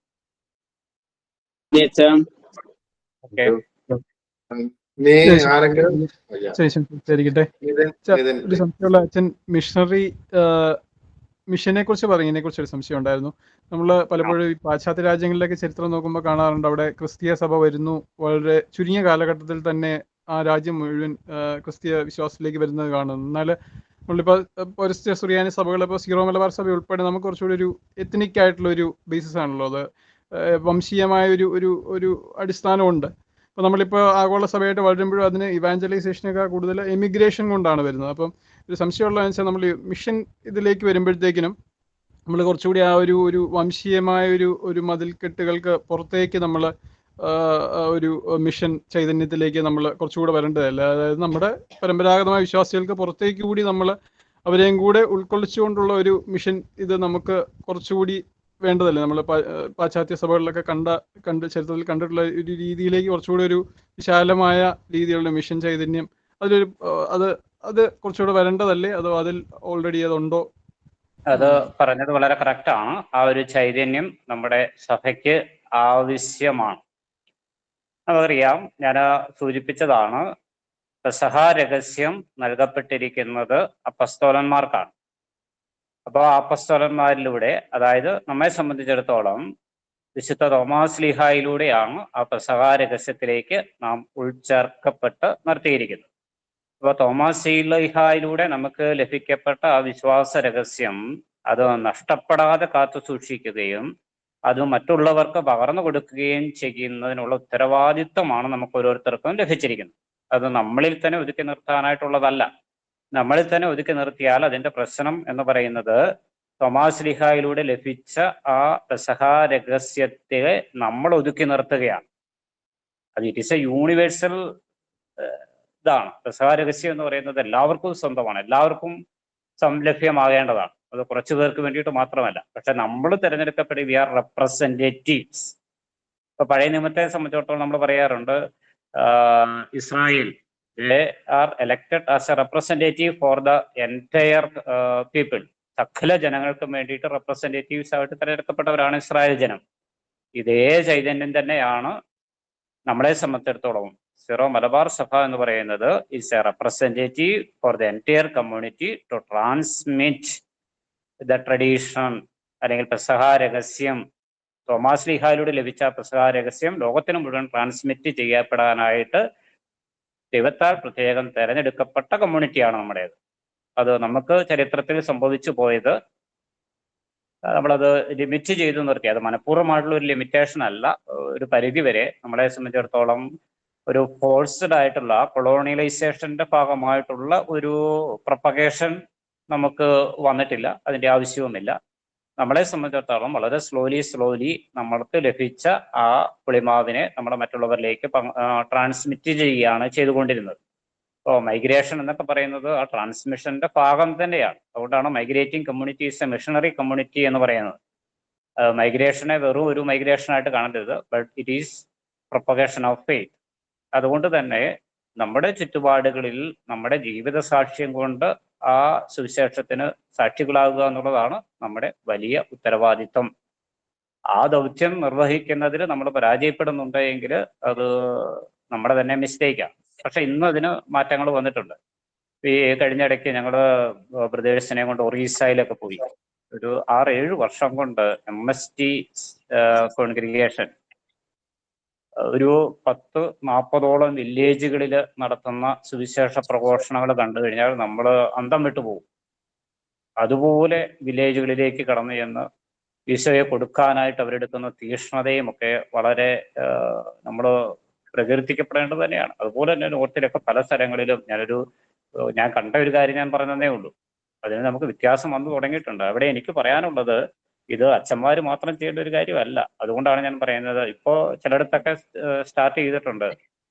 നോർത്തിലേക്ക് ഒറീസ പോലുള്ള ഈ റിമോട്ട് ആയിട്ടുള്ള ഇന്റീരിയർ സ്ഥലങ്ങളിലേക്കൊക്കെ അൽമായര് പോയി സുവിശേഷം പ്രഘോഷിക്കുകയും അവിടെ വില്ലേജുകളിലൊക്കെ താമസിച്ച് സുവിശേഷം കൊടുക്കുകയൊക്കെ ചെയ്യുക. പ്രൊട്ടസ്റ്റന്റുകാർ നന്നായിട്ട് ചെയ്യുന്നുണ്ട്. നമ്മൾ അങ്ങനെയുള്ള കാര്യത്തിലൊക്കെ നമ്മൾ മടിയായതുകൊണ്ടാണ്. നമ്മൾ നമ്മുടെ ചുറ്റുപാടുകളിൽ ഒതുങ്ങിക്കൂടുകയാണ്. അതുകൊണ്ട് നിങ്ങൾക്കാണെങ്കിലും ചെയ്യാവുന്നതാണ്. ഒരു വർഷത്തിൽ ഒരു 2 ആഴ്ചയെങ്കിലും മിനിമം എവിടെയെങ്കിലുമൊക്കെ പോയി സുവിശേഷം പ്രഘോഷിക്കാനായിട്ടുള്ള, വിശുദ്ധ കുർബാന ജീവിക്കാനായിട്ട് കിട്ടുന്ന അവസരങ്ങൾ അതിന്റെ പ്രയോജനപ്പെടുത്തുക. നമുക്ക് വന്നിരിക്കുന്ന ആ കുറവിനെ നമ്മൾ മാറ്റേണ്ടത് നമ്മൾ തന്നെയാണ്. പിന്നെ വേറൊരു രീതിയിൽ ചിന്തിച്ചാൽ, ഇപ്പോൾ സിറോ മലബാർ സഭയിൽ നിന്നുള്ള വൈദികരും സന്യസ്തരും ഈ ലോകത്തിൽ എവിടെ ചെന്നാലും അവിടെ ഉണ്ട്. അവര് അപ്പസ്തോലിക പാരമ്പര്യം സിറോ മലബാർ സഭയിൽ നിന്ന് തോമാസ് ലീഹായിൽ നിന്ന് സ്വീകരിച്ചവർ എല്ലാ സഭകളിലും വർക്ക് ചെയ്യുന്നുണ്ട്. അത് നമ്മളിൽ തന്നെ നമ്മൾ ഒതുക്കി നിർത്തിയിട്ടൊന്നുമില്ല, മറ്റൊരു രീതിയിൽ നമ്മളത് ചെയ്യുന്നുമുണ്ട്. പിന്നെ കുറച്ചും കൂടെ സാറ് പറഞ്ഞതുപോലെ കുറച്ചും കൂടെ തീക്ഷ്ണതയോടുകൂടി നമ്മളത് ചെയ്യേണ്ട സമയം അതിക്രമിച്ചിരിക്കും. ഹലോ അച്ഛാ, ഞാനൊരു സംശയം ചോദിച്ചതേ. ഞാൻ അച്ഛന്റെ ആദ്യ ക്ലാസ് കുറച്ച് എനിക്ക് മിസ്സായിരുന്നു, ഇവിടുത്തെ കുർബാനയും പള്ളിയുടെ സമയമൊക്കെ ആയിരുന്നതുകൊണ്ട്. അപ്പൊ ഇപ്പം പറഞ്ഞ ഇതിൽ നിന്നുള്ള ഒരു സംശയമാണ്. എന്റെ പേര് ജെയ്സമ്മ എന്നാണ്. അതായത് നമ്മളുടെ സിറോ മലബാർ സഭയുടെ ഇപ്പം പ്രേക്ഷിത പ്രവർത്തനത്തെ പറ്റി പറയുമ്പോൾ നമ്മൾ വേറൊരു സ്ഥലങ്ങളിലേക്ക് ചെന്ന് അവിടെ വാക്കുകളാൽ പറഞ്ഞു അല്ലെ പ്രവർത്തിച്ചു അങ്ങനെ ചെയ്യുന്നത് പോലെ തന്നെ ഏറ്റവും പ്രധാനപ്പെട്ട ഒരു കാര്യമല്ല നമ്മുടെ സഭയുടെ സ്പിരിച്വാലിറ്റി എന്താണെന്ന് അറിഞ്ഞ് ജീവിക്കുക എന്നുള്ളത്. ഇപ്പൊ ഉദാഹരണം നമ്മൾ പഠിച്ചിട്ടുണ്ട്, ഞങ്ങൾ കേട്ടിട്ടുണ്ട് നമ്മുടെ സഭയിൽ ഉണ്ടായിരുന്ന അസറ്റിസിസം, അതുപോലെ ഒരു മിസ്റ്റിക്കൽ ആയിട്ടുള്ള ലൈഫ്, അതുപോലെ ഈസ്റ്റേൺ നമ്മുടെ ലിറ്റർജിക്കൽ സ്പിരിച്വാലിറ്റി അത് വെച്ച് ജീവിക്കുന്നത്. പിന്നെ ബെനൈക്യാമ എന്ന് പറഞ്ഞ് ഉടമ്പടിയുടെ പുത്രൻ എന്ന് പറഞ്ഞ് വീടുകളിൽ തന്നെ വളർന്നു വരുന്ന പ്രാർത്ഥനയിലും അതുപോലെ ഉപവാസത്തില്. ഇന്നിപ്പോ ഞങ്ങൾക്ക് ഒരു പാസ്റ്റർ ലെറ്റർ ഉണ്ടായിരുന്നു, അതിൽ 225 ദിവസം നോയമ്പ് നോക്കിയിരുന്ന നമ്മുടെ സുറിയാനി ക്രിസ്ത്യാനികളെ പറ്റി പറഞ്ഞിരുന്നു. അപ്പോൾ അങ്ങനെ ഒരു ജീവിത ശൈലി ഈ കുർബാനയിൽ കേന്ദ്രീകൃതമായ അതുപോലെ ലളിതമായ ജീവിതത്തില് ഉപവാസത്തിലും പ്രാർത്ഥനയിലും ജീവിച്ച് കാണും. ഇപ്പൊ കൊച്ചറേസ്യ പടങ്ങൾക്കുള്ളിലിരുന്നു കൊണ്ട് ഏറ്റവും വലിയ സാക്ഷി ലോകത്തിലായതുപോലെ നമ്മൾ ആ ഒരു സ്പിരിച്വാലിറ്റി പറ്റി കൂടുതൽ അറിയുകയും വളരാൻ ശ്രമിക്കുകയും ചെയ്യേണ്ടത്. ഈ ബെനൈക്യാമയെ പോലെയുള്ള ഒരു സ്പിരിച്വാലിറ്റി നമ്മളുടെ ഇടയിലും വളർത്തിക്കൊണ്ടുവന്ന ഏറ്റവും വലിയ പ്രേക്ഷിതരായി തീരാൻ സാധിക്കുകയില്ല എന്നൊരു സംശയം വന്നത് ഒന്ന് ചോദിക്കുന്നുള്ളൂ. പറഞ്ഞത് വളരെ കറക്റ്റാണ്. നമ്മളെ സംബന്ധിച്ചിടത്തോളം ആധ്യാത്മിക ജീവിതം എന്ന് പറയുന്നതിന് സാക്ഷ്യം കൊടുക്കുക എന്ന് പറയുന്നത് പേഴ്സണൽ ലൈഫ് വിറ്റ്നസിങ് എന്ന് പറയുന്നത് വളരെ പ്രധാനപ്പെട്ടതാണ്. അത് ആദ്യം ഇൻട്രായും ചെയ്യാം, അത് എക്സ്ട്രായും ചെയ്യാം, അല്ലെങ്കിൽ ആദ്യം ചെന്ന് പുറത്തേക്ക് പോവാം. അപ്പൊ ഏറ്റവും ആദ്യം ചെയ്യേണ്ടത് നമ്മളായിരിക്കുന്ന സാഹചര്യങ്ങളിൽ ആ പൈതൃകം അനുസരിച്ച് ജീവിക്കുക എന്നുള്ളതാണ്. ഇവിടെ നമുക്ക് ഈ കൊറോണ കാലഘട്ടത്തിൽ നമുക്ക് പറ്റിയ ഒരു വലിയ തെറ്റുണ്ട്. നമ്മൾ ഈ ഓൺലൈനിലൂടെ വിശുദ്ധ കുർബാനയും കാര്യങ്ങളും ഒക്കെ കൊടുത്തതോടുകൂടി അവിടെ നമുക്ക് ഇച്ചിരി മണ്ടത്തരവും പറ്റിയിട്ടുണ്ട്. നമ്മളൊന്ന് ചെയ്യേണ്ടിയിരുന്നത് യാമപ്രാർത്ഥനകളിലും സഭയുടെ പൈതൃകത്തിലും കേന്ദ്രീകൃതമായിട്ട് കുടുംബങ്ങളിൽ ക്രിസ്തീയ ചൈതന്യം ജീവിക്കാനായിട്ട് പഠിപ്പിച്ചിരുന്നുവെങ്കിൽ, അല്ലെങ്കിൽ വചനം അതിൽ കേന്ദ്രീകൃതമായിട്ടുള്ള ഒരു ജീവിതം നയിക്കാനായിട്ട് കുടുംബങ്ങളിൽ അതിനുള്ള ഓറിയന്റേഷൻ കൊടുത്തിരുന്നെങ്കിൽ കുറച്ചുകൂടി ഈ പറഞ്ഞ സന്യാസ ജീവിത ശൈലിയും ആത്മീയ ജീവിത ശൈലിയും ഒക്കെ പരിപോഷപ്പെടുത്താനായിട്ട് നമുക്ക് സാധ്യമായേനെ. അതുകൊണ്ട് എപ്പോഴും നമ്മളായിരിക്കുന്ന സാഹചര്യം, പ്രത്യേകിച്ച് കുടുംബത്തിൽ വചനാനുസൃതമായിട്ടുള്ള യാമപ്രാർത്ഥനകളിൽ കേന്ദ്രീകൃതമായിട്ടുള്ള ഒരു സ്പിരിച്വാലിറ്റി നമ്മൾ ജീവിക്കേണ്ടത് തന്നെയാണ്. അതോടൊപ്പം തന്നെ നമ്മൾ ഏറ്റവും ശ്രദ്ധിക്കേണ്ട ഒരു കാര്യം, നമ്മുടെ സഭയെ സംബന്ധിച്ചിടത്തോളം മിഷൻ എന്ന് പറയുന്നത് എപ്പോഴും പുറത്തോട്ട് പോവുക എന്നുള്ളത് മാത്രമല്ല, അകത്തുള്ളതും മിഷൻ തന്നെയാണ്. ഇപ്പൊ കേരള സഭയെ സംബന്ധിച്ചിടത്തോളം പലപ്പോഴും പാസ്റ്ററൽ മെയിൻ്റനൻസ് ആണ് നടത്തുക, പാസ്റ്ററൽ മിഷൻ അല്ല എന്നുള്ളത് വേറൊരു തലമാണ്. പക്ഷെ ആ മെയിൻ്റനൻസ് നടത്തുമ്പോഴും ആ മെയിൻ്റനൻസിന്റെ ഭാഗത്ത് മാത്രമായിട്ട് നമ്മൾ നിലനിൽക്കാതെ, മറിച്ച് ഈ ഒരു സ്പിരിച്വാലിറ്റി രൂപപ്പെടുത്താനായിട്ടുള്ള ഒരു ശ്രമം നമ്മൾ നടത്തുകയാണെങ്കിൽ നല്ലതാണ്. അതിന് ഇതിൻ്റെയൊക്കെ പ്രശ്നം പലപ്പോഴും ഈ ഹൈറാർക്കിയുടെ തലത്തു നിന്ന് അല്ലെങ്കിൽ അച്ഛന്മാരുടെ ഭാഗത്തു നിന്ന് മാത്രം അത് വരുമ്പോൾ അതിനെ അക്സെപ്റ്റ് ചെയ്യാനായിട്ട് പലപ്പോഴും സമൂഹത്തിന് സാധിക്കുന്നില്ല എന്നുള്ളതാണ്. ആരെങ്കിലും ഒരച്ഛൻ വരുമ്പോൾ കുറെ ചെയ്യും, മറ്റേ അച്ഛൻ വരുമ്പോൾ മാറിപ്പോകും. അതാണ് ഇതിന്റെ കണ്ടിന്യൂറ്റിയുടെ പ്രശ്നമാണ്. അതിനേക്കാൾ ഉപരി അതൊരു സ്പിരിച്വാലിറ്റി ആയിട്ട് സഭാ സമൂഹത്തിന്റെ ഭാഗത്തു നിന്ന് രൂപപ്പെട്ടു വരികയാണെങ്കിൽ നല്ലതായിരിക്കും എന്നുള്ളതാണ് എൻ്റെ ചിന്ത.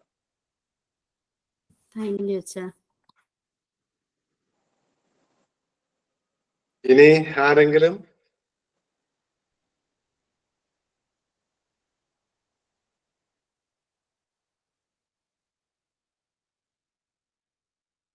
ഇല്ലെങ്കിൽ നമുക്ക് വേറെ ആർക്കും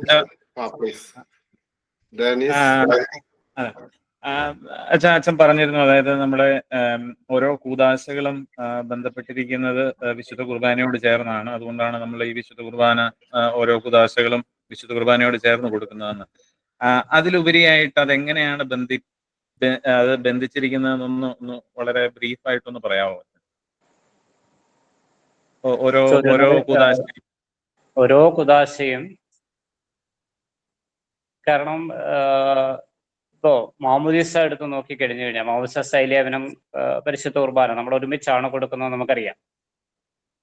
ഇപ്പൊ എന്തുകൊണ്ടാണ് നേരത്തെ മാമോദീസ കൊടുത്തു അതിനുശേഷം കുർബാന കൊടുക്കാതിരുന്ന ഒരു കാലഘട്ടമുണ്ട്. ഒരു കാലഘട്ടത്തിൽ സഭയുടെ പാരമ്പര്യത്തിൽ നമ്മൾ മാറിപ്പോയൊരു കാലഘട്ടമുണ്ട്. മാമോദീസ സ്വീകരിച്ച ഏതൊരു വ്യക്തിക്കും കുർബാന സ്വീകരിക്കാനായിട്ടുള്ള അവകാശമുണ്ട്. അതുപോലെ തന്നെ പരിശുദ്ധാത്മാവിനെ സ്വീകരിച്ച ഏതൊരു വ്യക്തിക്കും ഒരു ഈശോയെ സ്വീകരിക്കാനുള്ള അവകാശമുണ്ട്. അതുകൊണ്ട് തന്നെയാണ് മാമോദീസ പരികർമ്മം ചെയ്യുമ്പോൾ കുർബാനയോടുകൂടി പരികർമ്മം ചെയ്യണം, കുർബാന കൊടുക്കണം. അതുപോലെ തന്നെ സ്ഥൈലേപനം പരികർമ്മം ചെയ്യുമ്പോൾ കുർബാനയോടുകൂടി കൊടുക്കണം എന്ന് പറയുന്നത്. അതുപോലെ തന്നെ ഇപ്പോ രോഗിലേപനത്തിലൂടെ പാപമോചനം സംഭവിക്കുന്നുണ്ട്. അപ്പൊ പാപമോചനം സ്വീകരിച്ചിരിക്കുന്ന ഏതൊരു വ്യക്തിക്കും ഈശോയെ സ്വീകരിക്കാനായിട്ടുള്ള അവകാശമുണ്ട്. അതുപോലെ തന്നെ തിരുപ്പട്ടം എന്ന് പറയുമ്പോൾ പരിശുദ്ധാത്മാവിന്റെ ആവാസം നടക്കുന്ന സമയമാണ്. പരിശുദ്ധാത്മാവിനാൽ പവിത്രീകരിക്കപ്പെടുന്ന സമയമാണ്. അവിടെ ഈശോയെ സ്വീകരിക്കാനായിട്ടുള്ള അവകാശമുണ്ട്. വിവാഹം എന്ന ജീവിതത്തിലും ഈശോയുമായിട്ടുള്ള അഭേദ്യമായിട്ടുള്ള ബന്ധം അൾത്താരയുടെ മുമ്പിൽ വെച്ച് നടത്തുന്ന സമയമാണ്. വചനത്തിന്റെ മുമ്പിൽ വെച്ച് നടത്തുന്ന സമയമാണ്. അവിടെയും ഈശോയെ സ്വീകരിക്കാനായിട്ടുള്ള അവകാശമുണ്ട്. അപ്പൊ ഓരോ കുദാശകളിലും it is your right to receive Jesus Christ. അതൊരു അവകാശം തന്നെയാണ്. അതിന് എക്സെപ്ഷൻസ് ഉണ്ടാവും. ആ എക്സെപ്ഷൻസ് നമ്മൾ മുമ്പേ പറഞ്ഞതാണ്. മറിച്ച് ഓരോ കുദാശയുടെയും ചൈതന്യം എന്ന് പറയുന്നത് ആ വിശുദ്ധ കുർബാന സ്വീകരണത്തിലൂടെയാണ് പൂർത്തീകരിക്കപ്പെടുന്നത്. അതുകൊണ്ട് അതൊരു റൈറ്റ് തന്നെയാണ്, അവകാശമായിട്ട് തന്നെയാണ് സഭ അതിനെ നൽകുന്നതും കാണുന്നതും. അതുകൊണ്ടാണ് ഓരോ കുദാശയും പരിശുദ്ധ കുർബാനയോട് കേന്ദ്രീകരിച്ചാണ് നിൽക്കുന്നത് എന്ന് പറയുന്നതിന്റെ കാരണം. ഓക്കെ, താങ്ക് യു അച്ഛാ. ഇപ്പൊ പറഞ്ഞതിനോട് ചേർത്ത് വെച്ചൊരു ഒരു ചോദ്യം. നമ്മൾ മാമോദിസായിൽ നമ്മൾ പരിശുദ്ധാത്മാവിനെ സ്വീകരിക്കുന്നു. അപ്പൊ അതിനോട് ചേർന്ന് തന്നെ വീണ്ടും സ്ഥൈര്യലേപനവും നമ്മൾ കൊടുക്കുന്നത് എന്തുകൊണ്ടാണ്? മാമോദിസായില് ജന്മഭാവം ഉണ്ടെങ്കിൽ അതും കർമ്മഭാവം ഉണ്ടെങ്കിൽ അതും നീക്കി സഭയിൽ അംഗമായി ഈശോയിൽ അംഗമായിട്ട് രൂപാന്തരപ്പെടുകയാണ്. ഇനി ആ വിശ്വാസത്തിൽ ആഴപ്പെടാനായിട്ട് അതിൽ വളരാൻ വേണ്ടിയിട്ടാണ് പരിശുദ്ധാത്മാവിനെ നൽകുന്നത്. സ്വീകരിക്കപ്പെട്ട ആത്മാവിൽ അതിൽ വളരാനായിട്ടാണ് പരിശുദ്ധാത്മാവിനെ നൽകുന്നത്. ഇനി അവിടെയും നമ്മൾ ശ്രദ്ധിക്കേണ്ട, ഇപ്പൊ ചൈൽഡ് ബാപ്റ്റിസം ആണെങ്കിൽ അത് ഉടനെ തന്നെയാണ് നമ്മൾ കൊടുക്കുക. മറിച്ച് അഡൽട്ട് ബാപ്റ്റിസം ആണെങ്കിൽ സമയമെടുത്താണ്, ഇന്റർവെൻഷൻ എടുത്ത് തന്നെയാണ് ചെയ്യുക. ഓരോന്നിനും ഒരുക്കിയാണ് നമ്മളത് ചെയ്യുക. ചൈൽഡ് ബാപ്റ്റിസത്തിൽ ആയതുകൊണ്ടാണ് നമുക്ക് ഈ സംശയം വരുന്നത്. അപ്പൊ ആ സ്വീകരിച്ച കുദാശയിൽ പരിശുദ്ധാത്മാവിന്റെ കൃപയോടുകൂടി അതിൽ നിലനിൽക്കാനും വളരാനും വേണ്ടിയിട്ടാണ് പരിശുദ്ധാത്മാവിനെ നൽകുക. അപ്പൊ മാമോദിസ സ്വീകരിച്ച ഒരാൾ പരിശുദ്ധാത്മാവിനെ സ്വീകരിക്കാനും അവകാശമുണ്ട്. അത് കൊച്ചാണെങ്കിലും വലുതാണ്. താങ്ക് യു അച്ഛാ. ഓക്കെ, നമുക്ക് അവസാനിപ്പിക്കാമെന്ന് വിചാരിക്കുന്നു. Thank you. നമ്മളിപ്പം ഫോർമലായിട്ട് അച്ഛന് നന്ദി പറഞ്ഞ് ക്ലാസ് അവസാനിപ്പിക്കുകയാണ്. പക്ഷേ നിങ്ങൾ ലീവ് ചെയ്യരുത്. എനിക്ക് വേറൊരു കാര്യം പൊതുവായിട്ട് ചോദിക്കാനുണ്ടായിരുന്നു നിങ്ങളോട്. നമ്മള് വളരെ മനോഹരമായിട്ട് ഈ സെഷൻ നയിക്കുകയും ചോദ്യങ്ങൾക്ക് വളരെ ഭംഗിയായിട്ട് തന്നെ ഉത്തരം പറയുകയും ചെയ്ത വർഗീസിന് എല്ലാവരുടെയും പേരിൽ ഹൃദയപൂർവ്വം നന്ദി പറയാം. താങ്ക് യു അച്ഛാ. നിങ്ങൾക്ക് എല്ലാവർക്കും എല്ലാവിധ ആശംസകളും. നിങ്ങളുടെ ആ താല്പര്യത്തെയും തീക്ഷ്ണതയും ദൈവത്തിന്റെ മുമ്പിൽ സമർപ്പിച്ച് പ്രാർത്ഥിക്കുന്നു. അതോടൊപ്പം തന്നെ ആൻഡ്രൂസ് അച്ഛന്റെ ഈ വലിയ ഉദ്യമത്തെ മിശിഹ അനുഗ്രഹിക്കട്ടെ എന്ന് പ്രത്യേകമായിട്ട് പ്രാർത്ഥിക്കുകയും ചെയ്യും.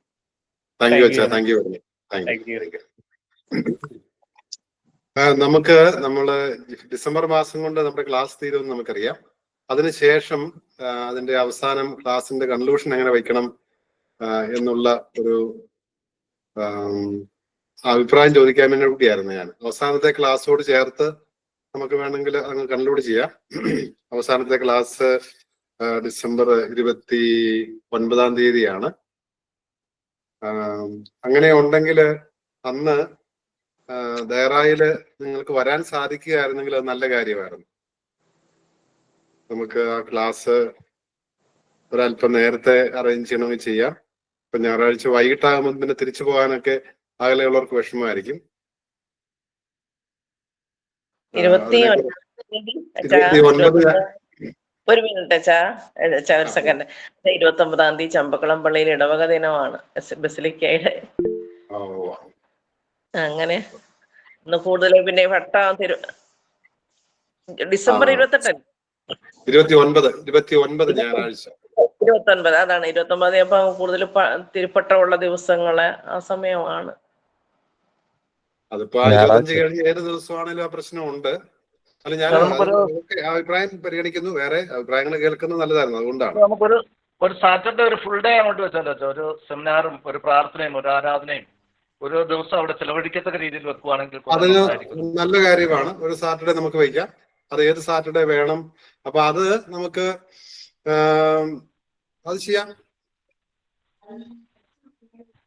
അങ്ങനെയാണെങ്കിൽ ചെയ്യാം. ഞങ്ങൾക്ക് ഇത്തിരി സുറിയാനി ഇത്തിരി കുർബാനയൊക്കെ ഒന്ന് കൂടി കുർബാന സുറിയാനിയിൽ നമുക്ക് കുർബാനയൊക്കെ വെച്ചാൽ അത് ഒരു സുറിയാനി കുർബാനയും തീർച്ചയായിട്ടും ചെയ്യാം. ആരാധനയും ഒക്കെ വെച്ച് ഓക്കെ. കുർബാനയുള്ളപ്പോൾ പിന്നെ ആരാധന വേണ്ട. അത് തന്നെയാണ് ഏറ്റവും പരമമായ ആരാധന. അതെ അത് അതെ അതെ നമുക്ക് ക്രമീകരിക്കാം.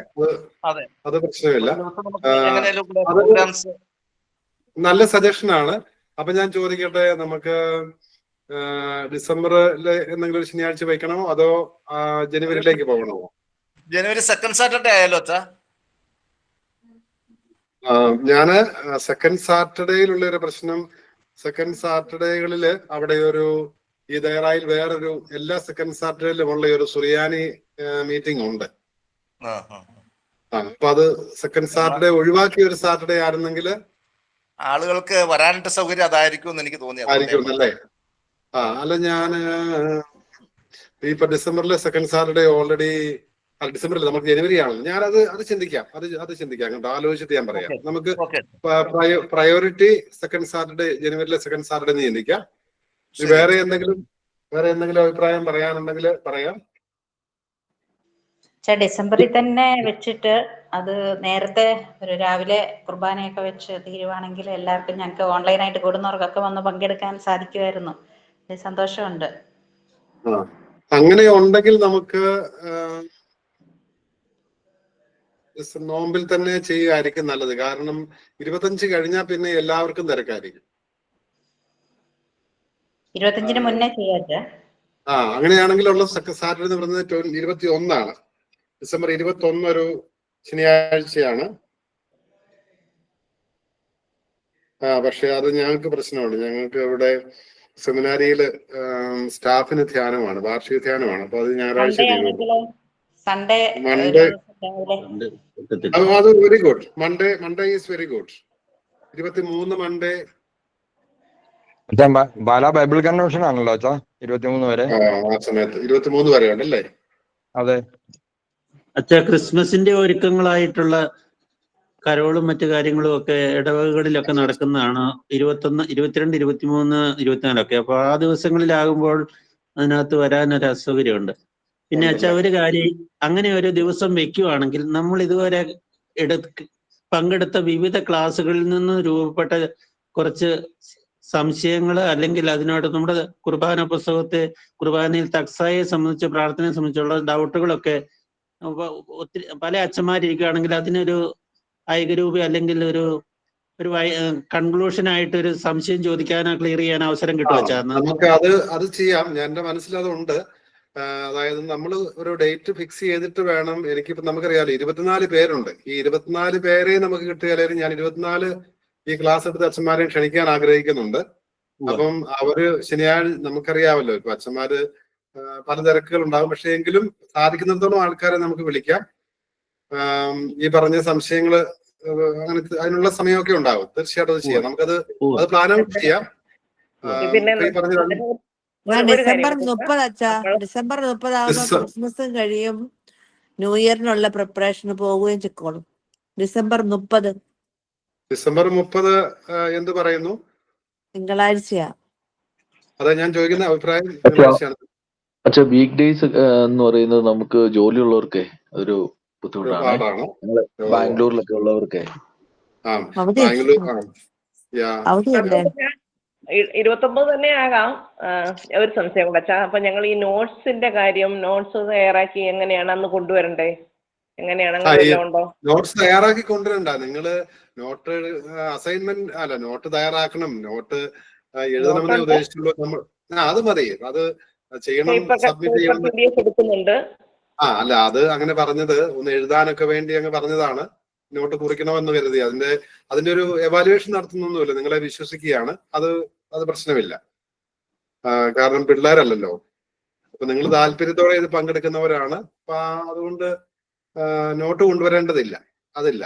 നമ്മളിതൊരു ഒന്നിച്ചുകൂടി ഒരു കുർബാന അർപ്പിക്കുന്നു.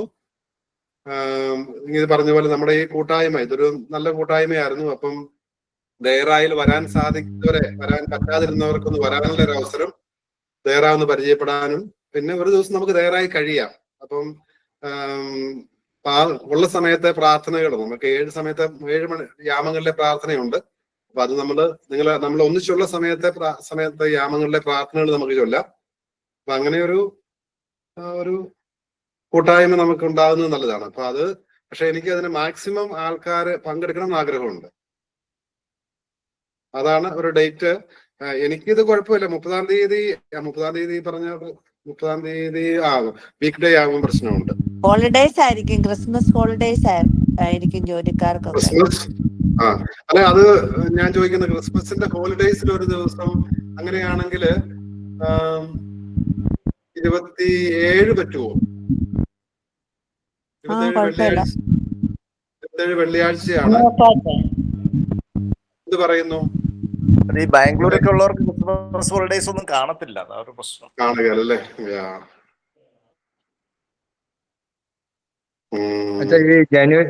ജാനുവരി 2 ഒരു പബ്ലിക് ഹോളിഡേ കാണുന്നുണ്ട്. ജാനുവരി 2 തേഴ്സ്ഡേ ആണ്. ഹോളിഡേസ് ഉണ്ട്. ജോലിയുള്ളവർക്കൊക്കെ അസൗകര്യം ഇല്ലെങ്കിൽ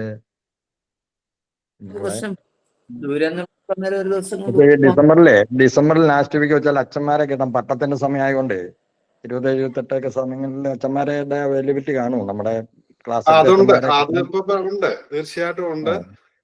അതിപ്പോ എന്ന് വെച്ചാലും നമ്മൾ അധികം പ്രതീക്ഷിക്കരുത്. കാരണം എന്ന് വെച്ചാൽ ഞാനിപ്പോ ഈ ക്ലാസ്സിന് തന്നെ ഇവരെ സംഘടിപ്പിക്കുന്നത് അത്ര എളുപ്പമുള്ള കാര്യമല്ലെന്നറിയാമല്ലോ. അപ്പം അത് നമുക്ക് ശ്രമിക്കാം എന്നേ ഉള്ളൂ. പക്ഷെ നമ്മൾ വലിയ പ്രതീക്ഷ അതിൽ വെക്കരുത്. അച്ഛനൊരു ഡേറ്റ് വെച്ചാൽ മതി, അല്ലെങ്കിൽ ഇങ്ങനെ പറഞ്ഞോണ്ടിരിക്കും ഓരോരുത്തര്. 29 സൺഡേ ആയിരിക്കും. പിന്നെ എല്ലാവർക്കും പിന്നെ എങ്ങനെയാണെന്നെങ്കിൽ സൺഡേ ആണെങ്കിൽ പിന്നെ വേറെ എങ്ങനെയുള്ള പ്രശ്നങ്ങൾ കാണുകയല്ല. പട്ടവും